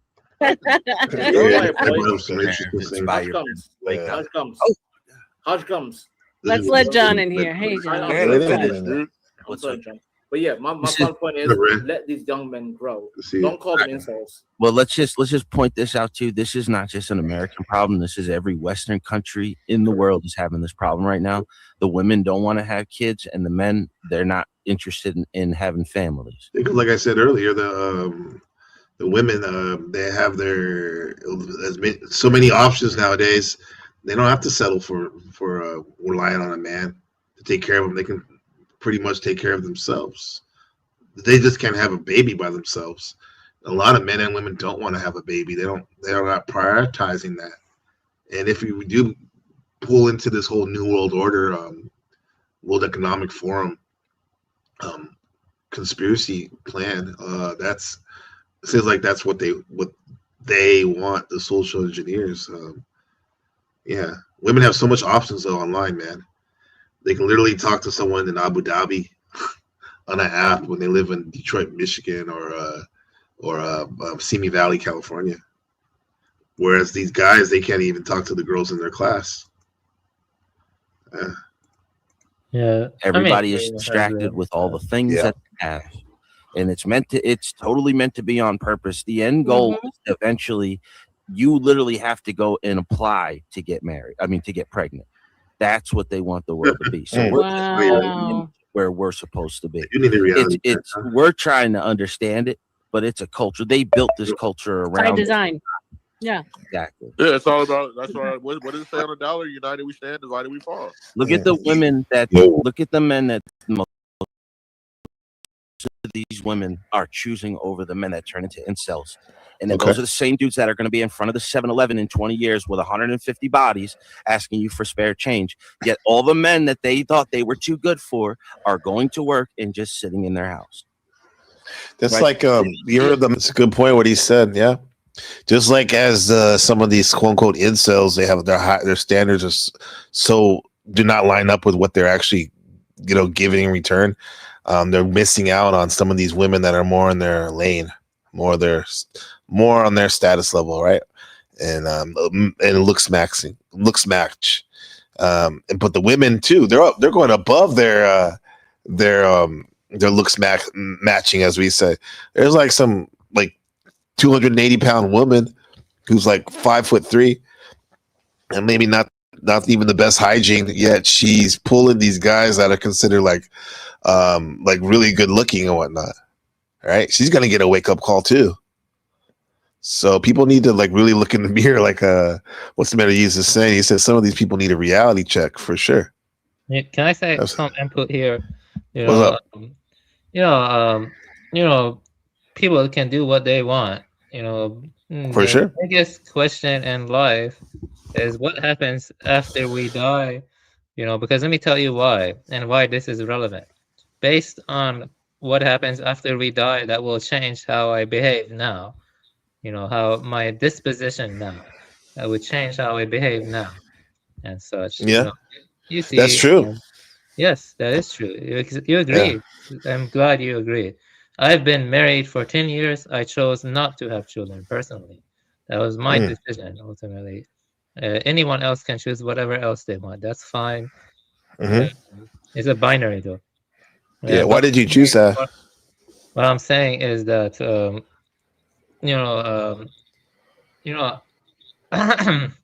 why do people talk like this? Why don't they talk about the important stuff like God or Buddha or whatever, higher metaphysical stuff? When I was walking in downtown, people would talk like this all the time. I don't see how this is fruitful and stuff, but ultimately that's their choice. You mean talk like how the guys talking about women having these options and that the dudes that banged all these girls will be at the front of the 7-Eleven? You're saying, why do people talk like that? Is that why you're why don't they explore the question of why we should value this versus that, and then in reference to higher metaphysical questions that tie into what happens after death or something? You see what I mean? Because all informs our decision. Because not everyone was conditioned or privy to some of that way of thinking. Yes, we might say we had to, you came to these things by yourself, but some people need a lot of people need a little push or whatever, and they're dealing with their mundane reality. That's the only thing they can focus on. It is kind of frustrating that a lot of people seem not be able to reflect on their life, take a step back, but this is how it is. And then if you want to, and the way I see it is, if you want to just don't don't mind talking to people, then you can just be in our theories that are pretty much higher, a higher level, higher consciousness way of thinking. That's okay. But some of us, we still dwell in this. We still interact in these lower levels with people, either because of work or just because you want to socialize with people. So that's why I asked you. You didn't answer my question. You don't have to, but I said, like, why? I'm just curious why you personally didn't want to have children. Because I can see the brutal collapse that awaits us. That's some kind of, going to be a very brutal collapse. Yeah. It's going to be deliberate by design. People are going to be eating each other. It's going to be fire everywhere. But people have been saying that though, more or less in different ways since the beginning of recorded history, though. So I get what you're saying, but to me, it's like that's definitely going. Yeah, I'll just say like, yeah, that doesn't seem like that's changed though. I mean, it has happened, though. It has happened multiple times throughout history, But the point is that as the complexity do you grows, hope your parents would have the same thing that you think they had? I don't know. I just think it's like, I'm not gonna say cop out because that's kind of rude, but like I'm optimistic in the sense that like that I think everything it'll work out. However, doesn't mean that it's going to be all roses for sure. It's going to be difficult, but I think having it, if we're talking about enlightenment and children, enlightenment and when on higher levels of consciousness and higher thoughts, I think having a child is and raising a child even better is part of that. Now, granted, there are monks and whatnot, and I think like, what's the point of getting married if you're not going to have a child? Now, I get it if you can't physically have a child, but yeah, man, I'm trying to understand that. That's why I ask questions like that. Do you believe in one God? Yes or no? I'm just curious. Do you believe in a God? Yes or no? Yeah, I believe in a God and a higher. Then higher why level, would you choose to worship a God who closes his eyes to the suffering of children? Why would you? I don't believe God does that. What I say is God, I don't think they closes his eyes. I think God, the supreme being, is aware of everything and does things that I can't even comprehend, probably or reasons why. Or if I could, I don't see it, but I'm okay with that. So my point is like, that's above my pay grade, kind of. So you're okay with children being born and being bombed or born with genetic issues, and God is totally indifferent towards that. You're okay. You see, you're asking me if I'm okay. Well, this is someone that had a child that was born with genetic issues, and it was one of the worst things that ever happened to me, watching her die when she was stillborn. Me and my wife and I being there. So yeah, I know these things. I don't have to have a theory about some kid getting bombed or having this actually happens to me. I'm gonna tell you something. So with that said, no, you're not. Please don't interrupt me when I'm saying this, because this is important to me, because I love my angel that died. That's her name, Angel, that passed away. And so with that said, I believe that there's a reason for everything, and that what I'm doing right now, my priorities, is not important. It's not important to. It's not a top priority for me to think about what God does and doesn't do. And as a Buddhist, what I'm learning about Buddhism, I don't think it would to comprehend God and God is what he's doing and not doing, because he was too busy with the process of enlightenment, right? The process, right? So yeah, it's not important to me, bro, what God does or doesn't do. But I do believe there is a higher power for sure. Yeah. Yeah. So I appreciate your response. I have three things. Yeah. Go ahead. The first one is that the idea of an omnipotent, omnibenevolent God is Thanks, uncompatible or reconcilable with Buddhism. That's the first thing I want to say. It's not. The second thing I want to say is that I'm not sure, but I don't agree with him 100%, but I think Nimrod D. Rosario, I like his answer to, if there is a God, I'm going to kill him. You know what I mean? It doesn't matter. I'm going to kill God. if there is a God. I'm just saying that right now. Good luck with I'm that. not going to tolerate the world that God created. I could have programmed a better world than this one where justice means something. Because in this world we are living in right now, justice doesn't mean anything. At least it seems that way to me. You know, That sounds like nihilism, Avian. Respectfully, it's not nihilism. I don't It's think like Buddha's Gnosticism. Okay, yeah, but would you say that Buddhists aren't nihilists? Well, it comes down to these two things. You know, if there is no omnipotent, omnibenevolent God, then I think Buddhism is closer to the truth. But if there is, then Gnosticism is closer to the truth. Yeah. Yeah. Well, Buddha, he gave the Eightfold Path for solutions and preached against nihilism. I know that. I'm seeing that for sure. Yeah. Shout out to Shadow Buddha for helping me with our talks about Buddhism and whatnot. And yeah, but I know a lot about Buddhism. I'm just saying the idea of a God beyond impermanence is not compatible or reconcilable with, either Mahayana that's something or else, huh? Theravada Buddhism. Yeah. Yeah. The demiurge stuff is like all these people. Not all traditions. Yeah, you're cutting out. Hello, can you hear me now? Yes, I can hear you. Yes.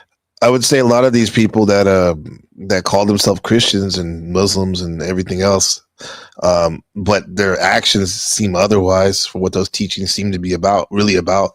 They definitely seem like they're worshiping something else, or even I saw my wife Rebecca. Yeah, that seems like they're worshiping like a demiurge, the demiurge, or whatever.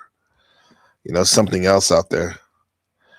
You said this fake artificial matrix. That's something that type of God would like for people to be all fucked up. Apparently, the Rosary didn't get the memo from Nietzsche that God was already dead and we already killed him. Yeah, I saw an interesting video yesterday about Nietzsche's upbringing. I didn't know his father was a Lutheran preacher, and he ended up dying when Nietzsche was 5, and then like his brother died as well. So it kind of makes sense how Nietzsche would question his belief system, and in particular his Christian belief system that he was imprinted on, and why he would say the things he says about God. I think biographies are fascinating about these great men and women. You can find out their origin stories and whatnot. Mousetopia experiment or Metropolis, where there's with 150 bodies asking you for spare change. Yet all the men that they thought they were too good for are going to work and just sitting in their house. Thanks, Rick. It's like you heard of the Mousetopia experiment or Metropolis, where it was an ideal situation with all the mice, and after a while, the males would just segregate themselves and just groom themselves total until they didn't even care about having sex or mating. Right? This clavicular comes in. That's an example of the word of that. Let's bring clavicular right now. in. We can show, for those of you who don't know about clavicular, he is literally taking the minds of the young men of today. It's called looks maxing. And just to give you maybe some clarification, Avian Buddha, I do enjoy talking about the higher concepts. I think concepts, in a lot of ways, it's almost like top priority. However, I realize I'm living in I'm a pragmatist too. So I try to incorporate what's trending, especially on this channel, what's trending with the masses, and see if we can gain some wisdom or knowledge by either directly or by chipping away at it and deconstructing it. So this is why I think it's important for me and my son, who maybe will listen to this someday when he's older, to hear about like what was going on and how we can have some higher thoughts come up from some of this stuff, kind of like dealing with the manure, so we can working with the manure so we can grow some flowers or whatever, some sunflowers. Yeah, I respect your decision ultimately, but for me, I focus more on the higher stuff because but the masses have never appealed to me. Most masses are insipid. The insipid. Yeah, the collective. Yeah. But wouldn't you say though? Like, I mean, even Carl Jung will share about the fact that like yeah, individuation into the higher consciousness is important. However, the individuation is still rooted in the collective, right? There's roots because, especially if you, you know what I mean? I don't agree because, you know, mass literacy is a modern phenomenon. Mass literacy, you know, most literate people were Machine. the elite caste. You know what I mean? In most of history, you know. So reading and writing is powerful.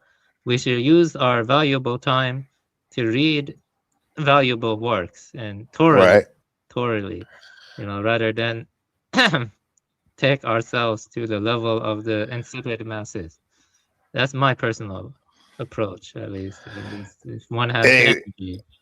I'm learning because normally I'd be like, well, then that's you, but there's a reason why you're sharing with me, and that's your message here to remind me that that is an important part of me too, as well.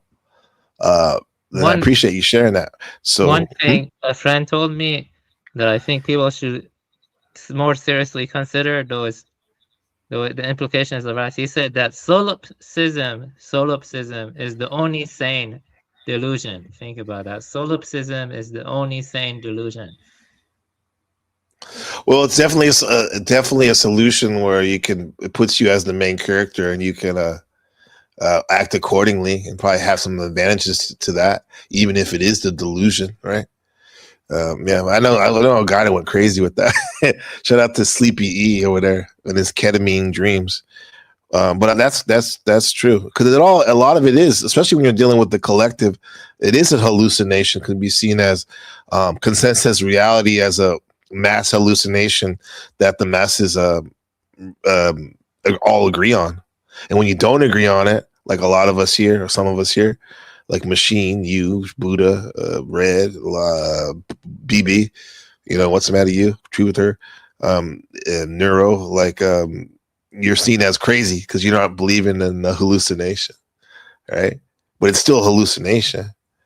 Machine says, kill God by becoming a Jewish wizard. Great thinking. I think he's referring to the great infamous Nietzsche. But Jehovah was initially a Jewish god, a capital demon. The only sane delusion. Jehovah. Pentateuch. Reading the Pentateuch, I've read the Exodus, I read the Genesis so far, and so it's very hard to push through. You know, it's not like Vedanta, where it's God. Brahman is more like pure awareness, which makes more sense. Yeah. To me. Yeah. So I would say I'm more like a Brahmin or something like that, at least. Get to the point. You mean you want to get to the point? Yeah, I'm more like a Brahmin, or I have warriors, the Keshiratra. I have respect for them too. Yeah. But I wanted to say something just now. I forgot. You should be aware I'm drunk, but even though I am drunk, I am still coherent. You know what I mean? That's why I'm making it. I'm still coherent. Yeah. Yes. Do you think that's a problem though, with as a Buddhist or as a human in general, getting drunk a lot? How that can mess you up? I've only started getting drunk a lot like last year or something. Before then, I did not really get drunk a lot. But even though when I get drunk, I am still more coherent than the insipid masses overall, and I still make more cogent and profound points than them overall. That's probably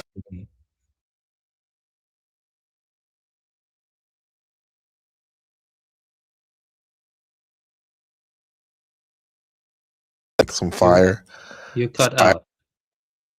Oh, I was saying, hello, can you hear me? Yes, I can hear you. I can see that because it's a way to shift the consciousness. There was a Vietnamese monk, I think, and his teachings were very popular in the West as well. And he was a self-proclaimed alcoholic, and he was a drunken monk basically. And he had some fire teachings. But I have to say though, but I mean, knowing you, like some of the times though, like I can see how it gets in the way though. Like even though you may have a higher way, a higher thought, and some great wisdom that you share, but the way you share it, I think sometimes the drinking gets in the way, the excess drinking, because you can become across as rude and pushy. Sometimes I'm just saying that as a friend, you know. And on a deeper level, I am merely the projection of your own mind, a projection that you then interpret. You see what I mean? Who am I? Who are you? That Yeah. I'm saying you don't know who I am. You know, I don't know who you are. I don't know who you are, but I know how you come across in the past at times, and a bit now coming up kind of pushier than you're used to. So I'm just saying that people don't have the balls to say that because it's kind of an uncomfortable thing to say. Yeah, I'm saying that ultimately. Why not take some accountability though for what I'm saying? So you're saying everything I'm saying is not. There's no truth to that. How your drinking could be getting in the way of living a better life. Even though I am drinking, I am still more coherent, and I can still make more profound points than the mathematics. I can still answer math questions, but still, it's just I'm more slower. I give more weight to my words. That's all. I give more weight to my words. I have to be more deliberate. I have to be more meticulous and more careful with my words. That's all. Yo, hello, can you hear me? Well, but you're not saying that. So you're not saying that you're over drinking sometimes doesn't get in the way of things. Like, is your wife okay with it when you get drunk a lot? Okay, it just comes down to, your financial stability. Yeah. That's what it comes down to when you get married. Yeah, I know that's true. It's not about love. It's about financial stability. That's what it comes down to. No, for sure. Like if you, yeah, that's true. I've noticed that the more money I make, the more stable my relationship has gotten. But I would say there is love there, definitely. But no, I asked you a question though. So it's because you seem like you're pointing to because you have money. She doesn't really trip off you getting drunk a lot. You're saying? As a married man, I'm curious because I don't get to talk to married men. There's very few of us here, So is that what you're sort of saying? Yeah. Yeah. Okay. I see. Yeah. Everyone is born alone and they die alone. Think about that. And life when you are old and you look back on your life, it will be like a single dewdrop reflecting all moments of your life. You'll feel like a single moment. Mm-hmm. You see what I mean? So then what was the point of grasping, clinging onto anything then? Yeah. I think I have to say though, man, it's not a good look though. It's messy sometimes. The drunken way. It's just even if it is better, like you say, you see it as better as the masses or whatever. Shit, man, it's just not a cool thing I've seen when people are alcoholics. I hope they can get. Mm-hmm. It's Do you consider yourself an alcoholic though? No, I just okay. Yeah, like it. I'm still the thing is that when I get drunk, the barriers fall down, and it's too real. You know what I mean? It gets too to the source. You see what I mean? That's the thing about the Buddha Dharma. When you sit in Zazen or Shikantaza, you have to let go of everything. Let go of everything. Yeah. But you want to let go of everything. But it seems like you want to commune with us. Some of us, a select few, which we're very, very lucky that you would want to do that because I'm sure you don't share your time with everyone or whatever.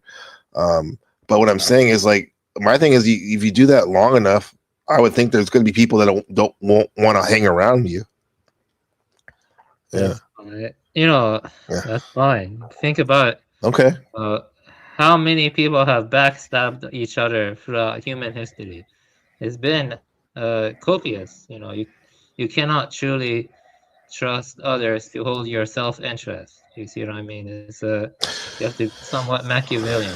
Absolutely can't be 100%, but there are definitely allies out there that you can count on for sure. But even then, you don't know. But still, with that said, I'm happy I have a very good friends, some very good friends like Shadow Buddha, like Brian, even my wife too, that I can pretty much trust. But with that said, I get what you mean. Like you never completely know. But I'm just saying to you as an acquaintance becoming a friend that even for me, bro, if you were to act like some of the times you did like more and more, I don't know if I could hang out with you. I wouldn't want to hang out with you, even though I've learned a lot from you. So I'm just letting you know as a friend, man. terrifying, if you ask me. This kid has blown up overnight. I would say almost Huge. like a plant, if you ask me. I mean, we're being completely honest. Right. Let's go ahead and Yeah, show you guys. looks maxing is definitely do funny. That's not straight. Gabriel, real quick, Gabriel. Prince wrote the song, the Beautiful Ones, because of that. Yes. Now it's Utopia. Yeah, why are we watching this? He's actually only 19. And the Why are you reason watching shocked this, everyone. Zach? I don't know. Clavicular Good admitted he question. started Hey. taking testosterone at just 14 years old, saying he didn't care about side effects and only wanted fast results. He even does extreme things like bone smashing, literally hitting his face with a hammer. On top of that, Clavicular sells paid looks maxing courses and constantly tells people that looks are all that matter. This looks maxing influencer named Clavicular is going viral. The after reason people why we're discovered the truth about it. there you go. So rewind. The reason why we're watching is because this is the man that's he's influencing so many young people right now. That's why it's important, I guess, for me to know. I have a son is 7. You know what I mean? Yep. This is the people that are trying to engineer the young minds right here. He's very popular, man. And you call him gay and whatnot, but he has like 4 or 5 women like all every day on his kick stream, just fawning themselves out. Well, Andrew Tate, somebody got to fill the role. Yeah. He's downstream of Tate. It's He's bigger than him now. The red pill had nothing to do with picking up girls. That's black pill, bro. No, black pill. Yeah, but red pill used to just mean like you were once a liberal and you turned to conservative, and then Andrew Tate right. and turned it into like. Well, yeah. Well, before that, this guy's right. In 2012, it was like, oh, you're a conservative now. You used to be a liberal. You're woke. We woke up to politically, whatever. But before that, it was straight up like Neo. You're fucking like you don't think about higher consciousness. You're blue pilled. But you took the red pill. You want to go down the rabbit hole. But now it's about male female sexual dynamics. Red and blue pill. Yes, sir. Yeah, I will say this though: the whole left and right dichotomy in the modern political establishment is all fake. Yes, you need to pay attention to the nature of technique, as Jacques Ellul speaks of technique, because we have massive supply chains now. We have a fiat currency that is illusory, maintained by central banksters and IMF and World Bank and Forex too. All of that is fake. You need to look at the hard material facts. I believe so. I'm just speaking generally, but what I am trying to get at is the left and right is fake. The technique has co-opted the state. The state only serves industrial interest, more and more advancement and industrial interest, and it is fundamentally unsustainable in the sense that it plunders the world in framing. It does. Heidegger said, and it also destroys human autonomy. Yeah. Dude, I don't know. Basically, everything is inflamed. We were talking last time we spoke. It's okay. I noticed inflamings everywhere, even everywhere in almost everything that's wrong has to do with there's some level of inflaming there, huh? Seems like it anyway. I'm noticing. And you're mentioning like this society about I'm paraphrasing like moving products and consumer goods. This is all that's important, and I've noticed that with the war. This Iraq conflict, like that's part of the reason why probably it's not. I don't think it's going to last for much longer. Is because, from what I'm learning about Iran, the geography and the history, Iran, it's going to be impossible almost for the United States to sustain products or supplies being shipped logistically in that area, in that region, either. With the shipping routes, but also once they get on land, and where the hell they're going to stage from, So anyway, and that's just talking about what aliens talking bigger picture. I'm talking about in the smaller picture of this war that we're witnessing. It's not sustainable. And in the life that most people are living, it's not sustainable either. This is why I'm interested in looking at these trends and during these end times and seeing how to maneuver around them or through them or just delete. Most of the time, it's going to be deleting them. But in order to diagnose the problem, I mean, to fix the problem, we got to diagnose it and look at it. And this is what we're doing right here with some of these. We got a couple more minutes of this left, but go ahead. You got something to say? Yeah. Well, I'm saying that technically speaking, we're already over the carrying capacity of the Earth, and there's a lot of issues like what is called dead zone in the oceans and such.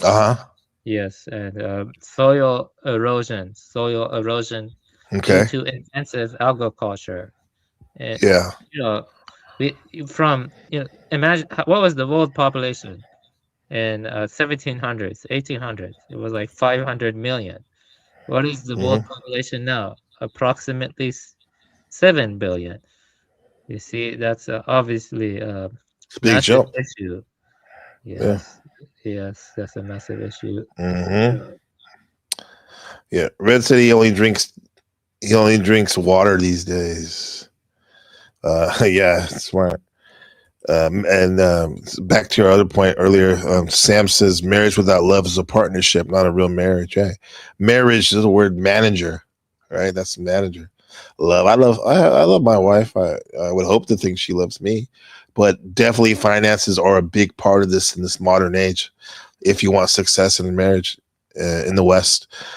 Unslaved Truth. What up, Tarek? He said NPC John Bravo made a stream about him exposed. Yeah, clavicular, I think you're talking about. I don't doubt it, for sure. For sure. That kid, he's nuts in a lot of ways. However, he's raising the youth. He's going to be raising the youth. Yeah, if you're not, and it might be your son if it's not careful.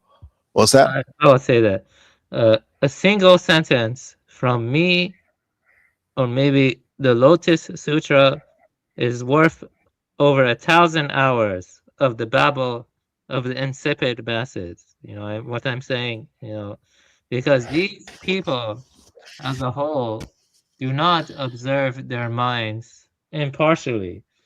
They do not, they're afraid of what John of the Cross called the darkness of the soul, or the dark journey of the soul. I forgot. Right.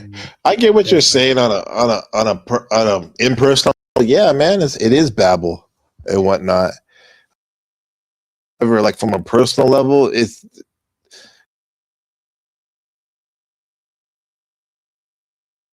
level. Yeah, you're breaking out. Hello, can you hear me now? Am I breaking up? I can hear you now. Yes.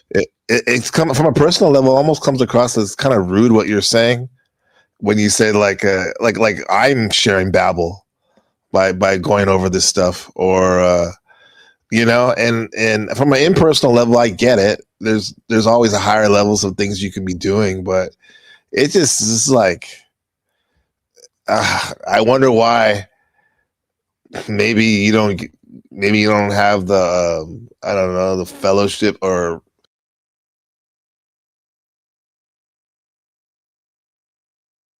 yeah, maybe. Yeah, you break out a lot. I'm not sure if you're still speaking, so I will respond now. I apologize if you're still speaking. Maybe Julius Evola was onto something, or Rene going on. There is a hierarchy. Many civilizations throughout history have had hierarchies. Breaking down those hierarchies and equalizing everything, and maybe that causes more problems than good. But it's good that you're reading that from an impersonal way. You're right. There's a lot of babble out there. I was saying it comes across from a personal level very rude. The way it is, it's like I'm sharing babble, when in fact I think I'm sharing something that's important. And Neurojack agrees in a sense, like clavicular, that guy still has validity. He has validity, man. And here's the thing: he's alive now. The person who ever wrote that, whatever you're reading, is dead. They may be influencing, but this guy is influencing the masses. And whether you live in a mountain in Tibet or living in San Mateo, California, in downtown in a condo, like, you got to deal with people, bro. Like, so I think this is important to learn this stuff. All hail. So hold on. Excuse me. Lawrence, what's up, man? He says, all hail to Archangel Gabriel. Sir Lawrence, carry on. What was that? Jesus, what? You said something about Maybe Jesus? you need a new Jesus then, or something like that. Who, me? A new I mean, Jesus? I'm talking about generally speaking on a civilizational context. Now, maybe it's time a new Jesus comes, but I doubt that will come.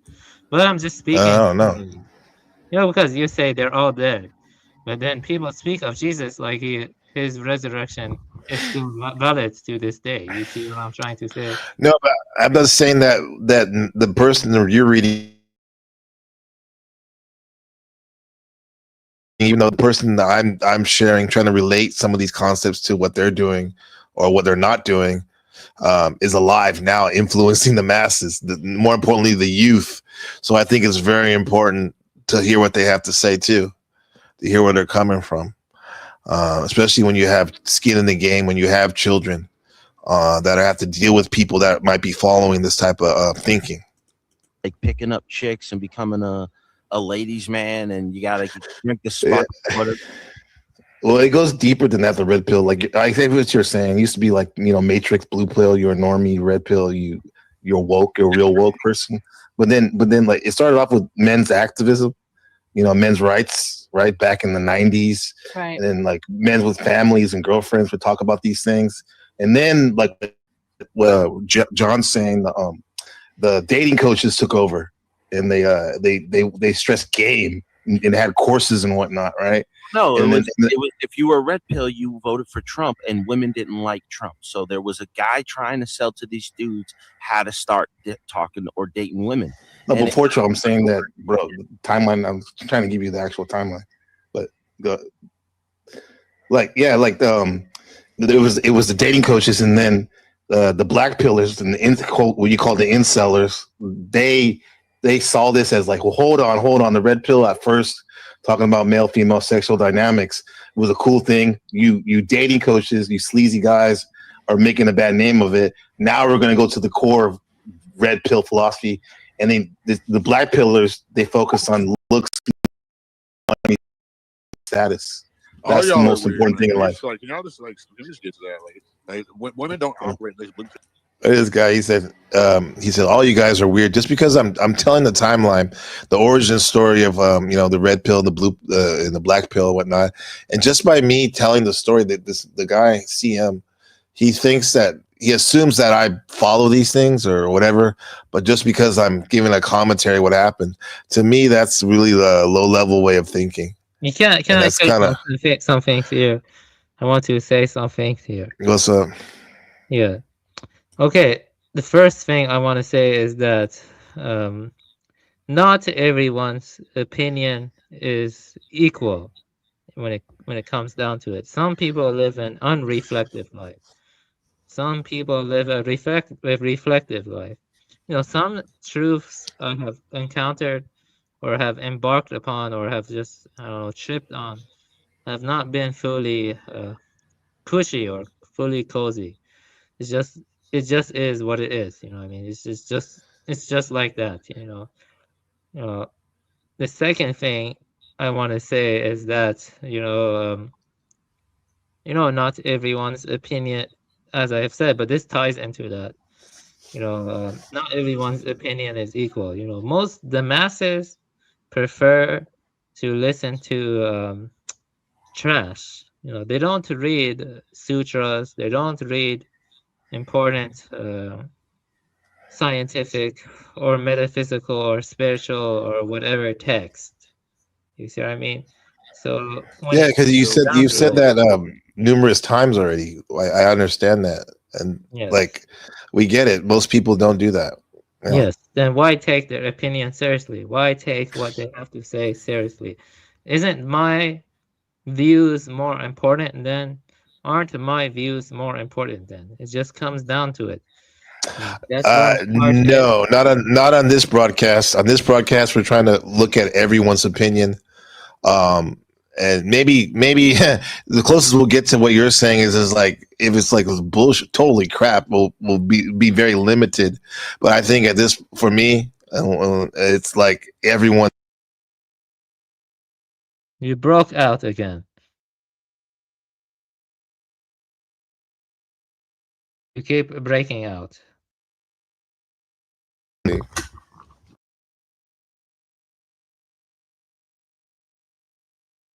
right. I'm back again. Hello. I think And this broadcast, everyone's opinions worth being heard. Now, to what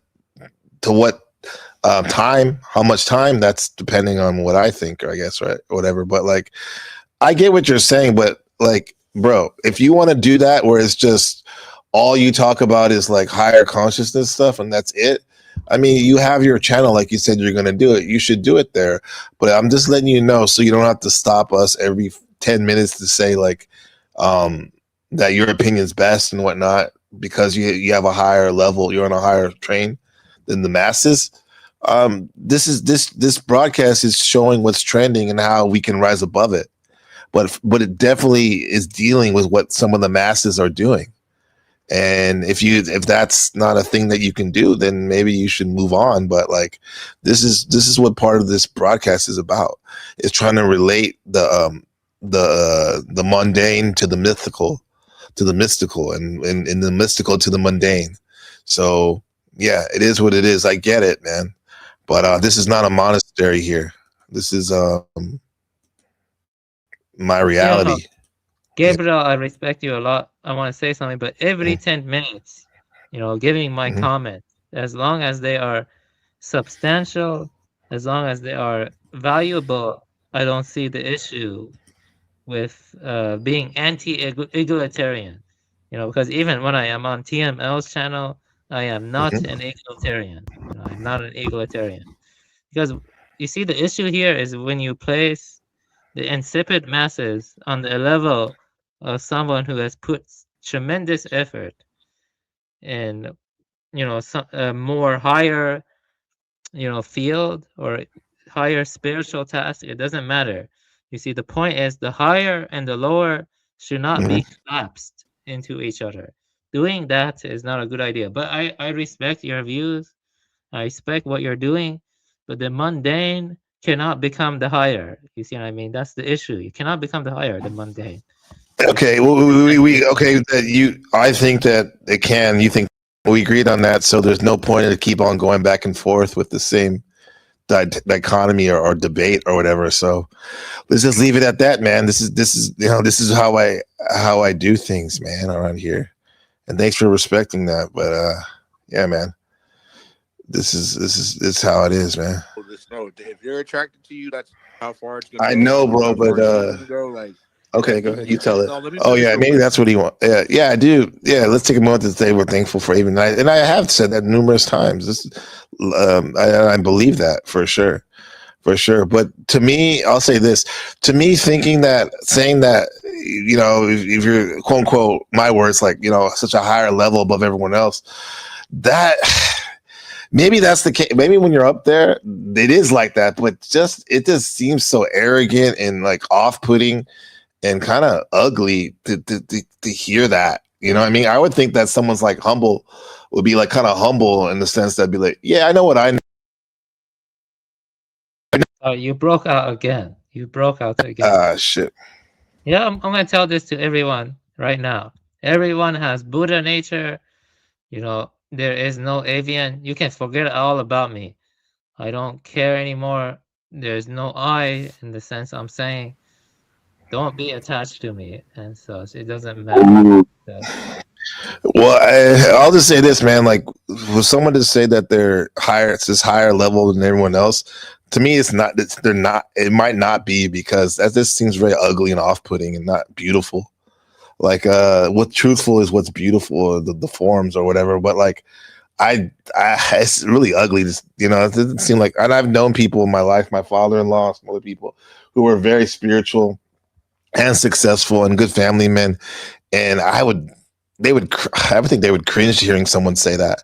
So it's just like I don't see that, man. Yeah, I see what you're saying. Talking like that. I want to say this. You can. If that's true, I apologize. If that's true, then then the truth is entirely within you. All you got to do is awaken to it. That's it. Yeah, We we'll make wake all into these the truth fucking of dating, these fucking industry plant dating coaches go broke in one day. If you just say one fucking paragraph, women, Well, if this, they're if yeah, she likes you, that's how far it's gonna go. She likes you, she's gonna trick on you. She gonna give you yeah. that punani. It's not gonna be no discussion. It's gonna be soaking wet.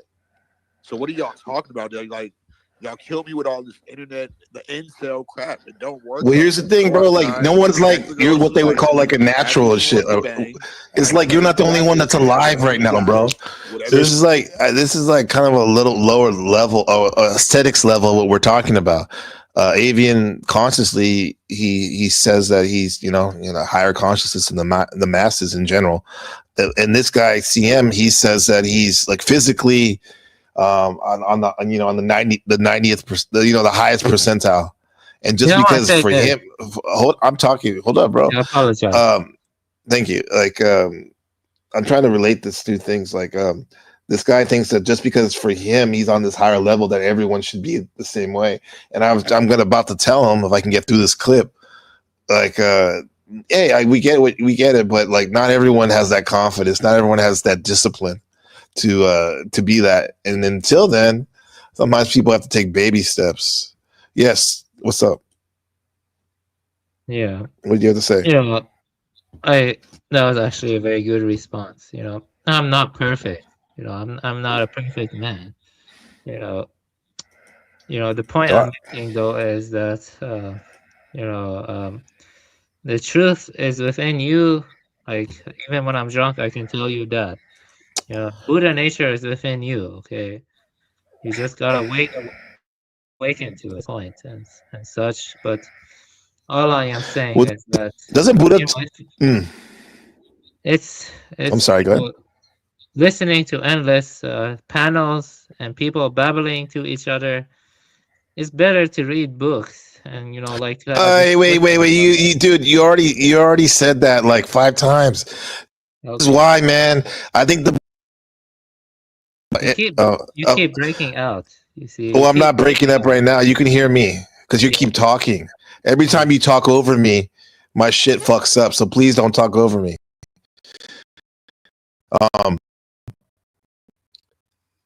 I'm sure the Buddha has said something about intoxicants and being drunk. But Gabriel Carbo says something. I'm tired of it, bro. If you're going to be drunk again, please don't come to this channel.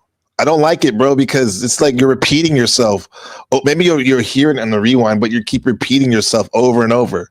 And it's really distracting away from me of You broke out again. Yeah.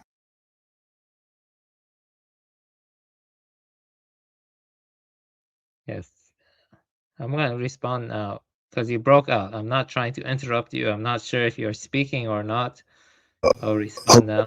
This maybe you should just come back again another time because I'm having technical difficulties, and plus I'm having difficulties in communicating with you that you keep repeating yourself, and I think your drinking has become a problem. So I'm gonna put it to be known. Please, give me a final remark. You and anyone, please do not show up on my panel drunk or drinking. I don't like it. Yeah, but let me have one final remark before you kick me out. Yeah, at least I'm not kicking you out. I'm telling you. Go ahead. What is so important? Yeah. Let's say, hypothetically speaking, the whole universe is one body breathing in fractal complexity. And we What's up, cannot Joe? separate that breath from that one body. Okay, let's say that is true, hypothetically speaking. Okay. Then the avian Buddha is merely a projection of your own mind. Why is you over here? Go over there. Yeah. Yeah, I mean, come on, bro. You already tried to say that like a little. Not avian Buddha. I heard you. That's a cop out. You are here. You're real enough. Or I don't know, bro. Like, but I told you, bro. I asked you, what did your wife think about your drinking? I asked you, what do you think about your drinking? It's becoming. I don't like it, bro. I don't like it. It's just annoying, man. We get it. Like, it'd be great to have a space sometimes where we can be like a go over all, you know, the higher level of things, which I love to do, but I'm relating this to what's going on.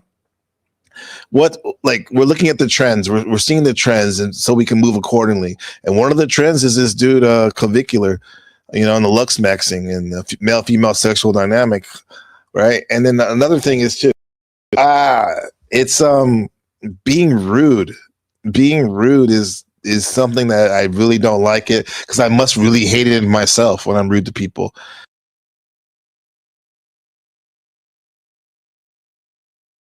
Don't drink, Ben. Don't drink alcohol, and if you do it once a month. I mean, once a year, if that, because you don't want to be like so into your shit that you can't smell it, man. I don't like that shit, bro. People that she has to offer, and just go from there. Okay, yeah, you gotta understand. Like, there's people that don't know these. This is what misleading the young men. This is what misleading the young men. Straight up. No shit, but we're trying to diagnose the problem so we can come up with a solution. But you're like, all you gotta do is talk to him. Of course, no shit. But it's not that easy. This is the same dynamic right here of this guy trying to say like, all you gotta do is talk to women. That's not the case for some guys. Just because things are easy for you doesn't mean it's easy for you. I mean, it's easy for myself. Y'all can hear me, right? Can you hear me? There you go. Can you hear me? Okay. Can you hear me? Can you all hear me? Let me know if you can hear me. I see the thing lighting up. You should be able to hear me. In the chat, can you hear me? In and out? Damn, that sucks. That sucks. Let's see real quick.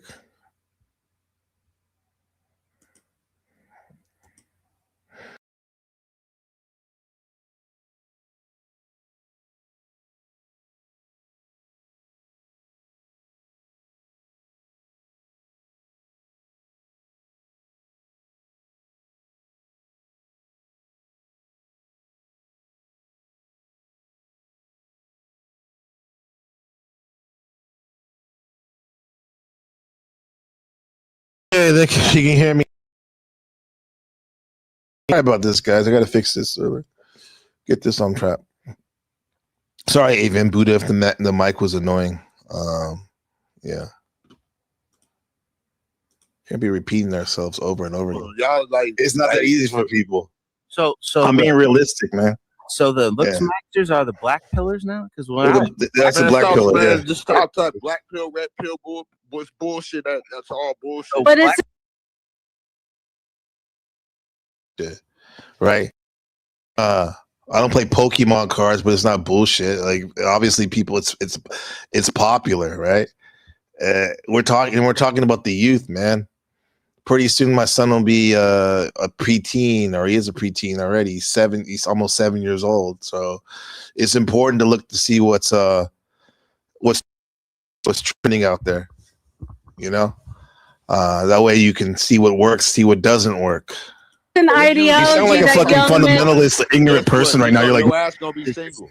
It's 3 colors. Calm down. It's actually 2 we colors. could talk Well, about. I'm trying to get a pink vagina. That's Yeah, all. all right.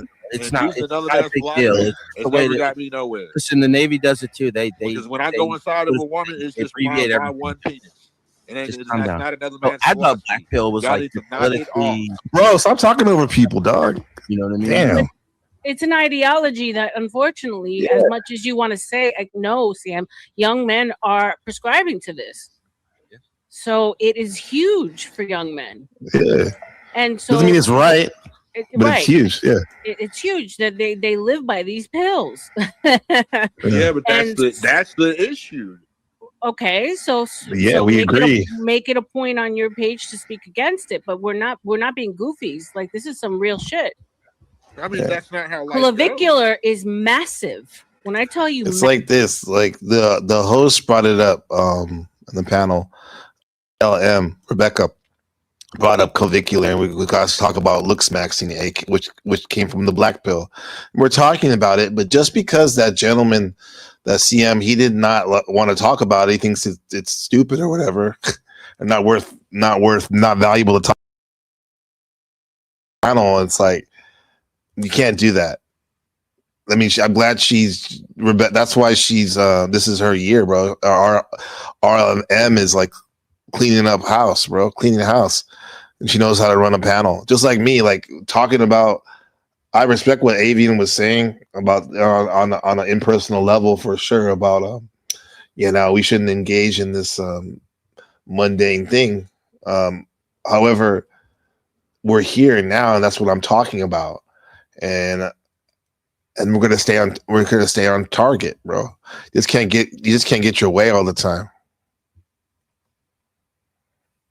Yeah. Okay.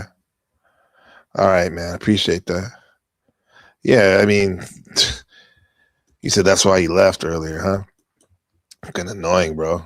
I'm doing a better job as a host for you guys and like nipping that shit in the bud. Right? I guess that's me of like people hang themselves with their own rope. But sometimes I let it go on for too long because I want to watch them squirm. You know? Massive. I mean, every big podcast has had him on. Piers Morgan has had him on, for God's sake. Wall Street Journal article. Exactly. It's a thing. He became a millionaire overnight by doing these weird altering things to himself because looks is all that matters. Looks and status.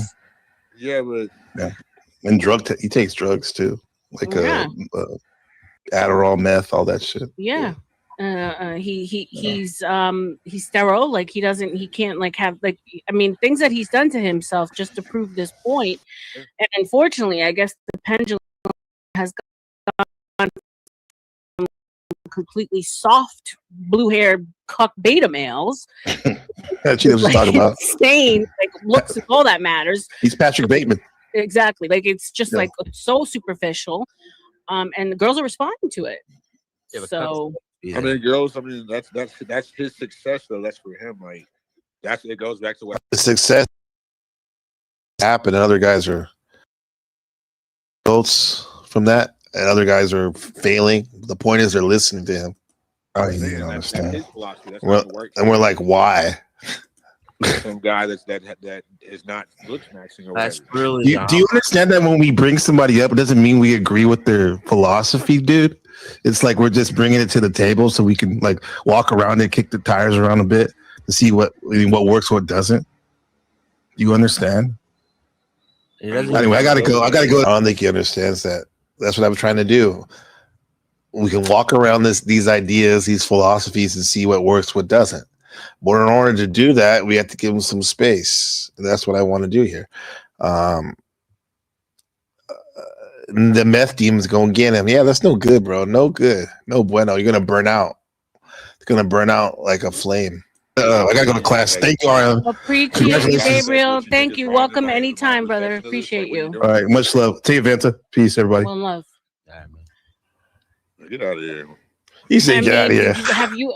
You guys maybe not, but Vanta, did you see the last Fashion Week in Paris? Have you seen? No, as a fashionista, no. OMG! So we want to talk about what this looks maxing has taken, how far it's taken us, you guys. What up, Ben? Put it.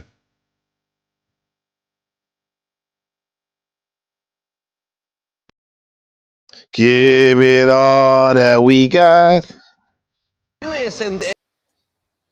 Keep rising to the top. Keep rising to the top. Yeah. Yeah. So, integral studies, right? This is my BIS, my Bachelor in Integral Studies.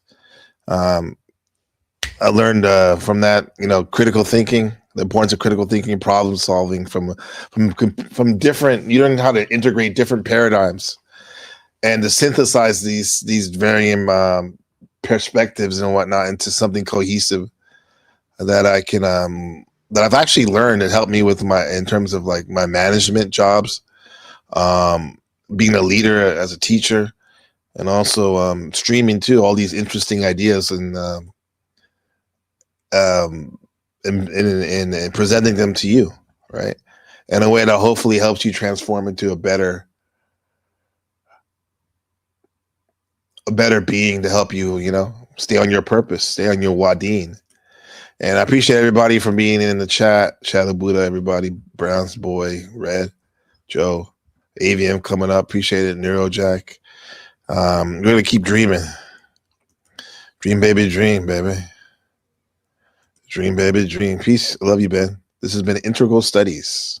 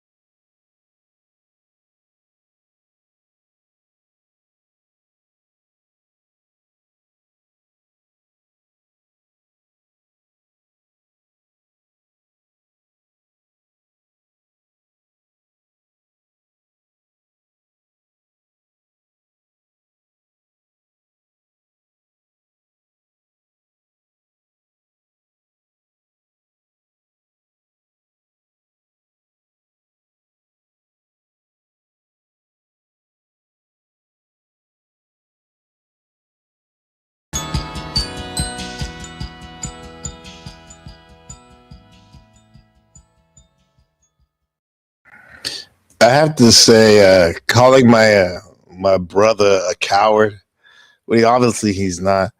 It's not a good way, not a good look, man.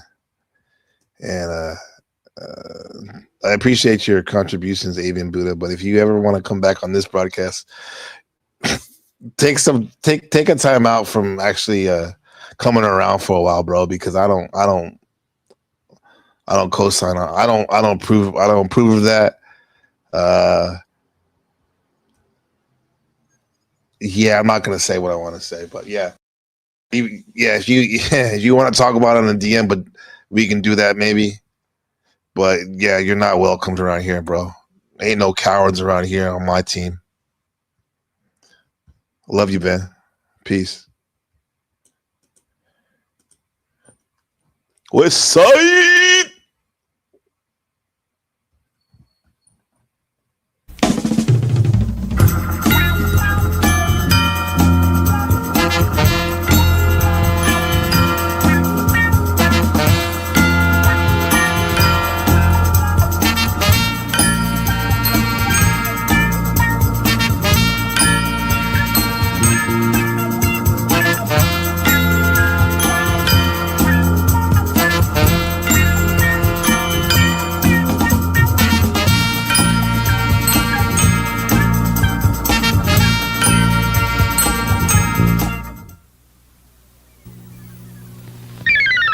Bye.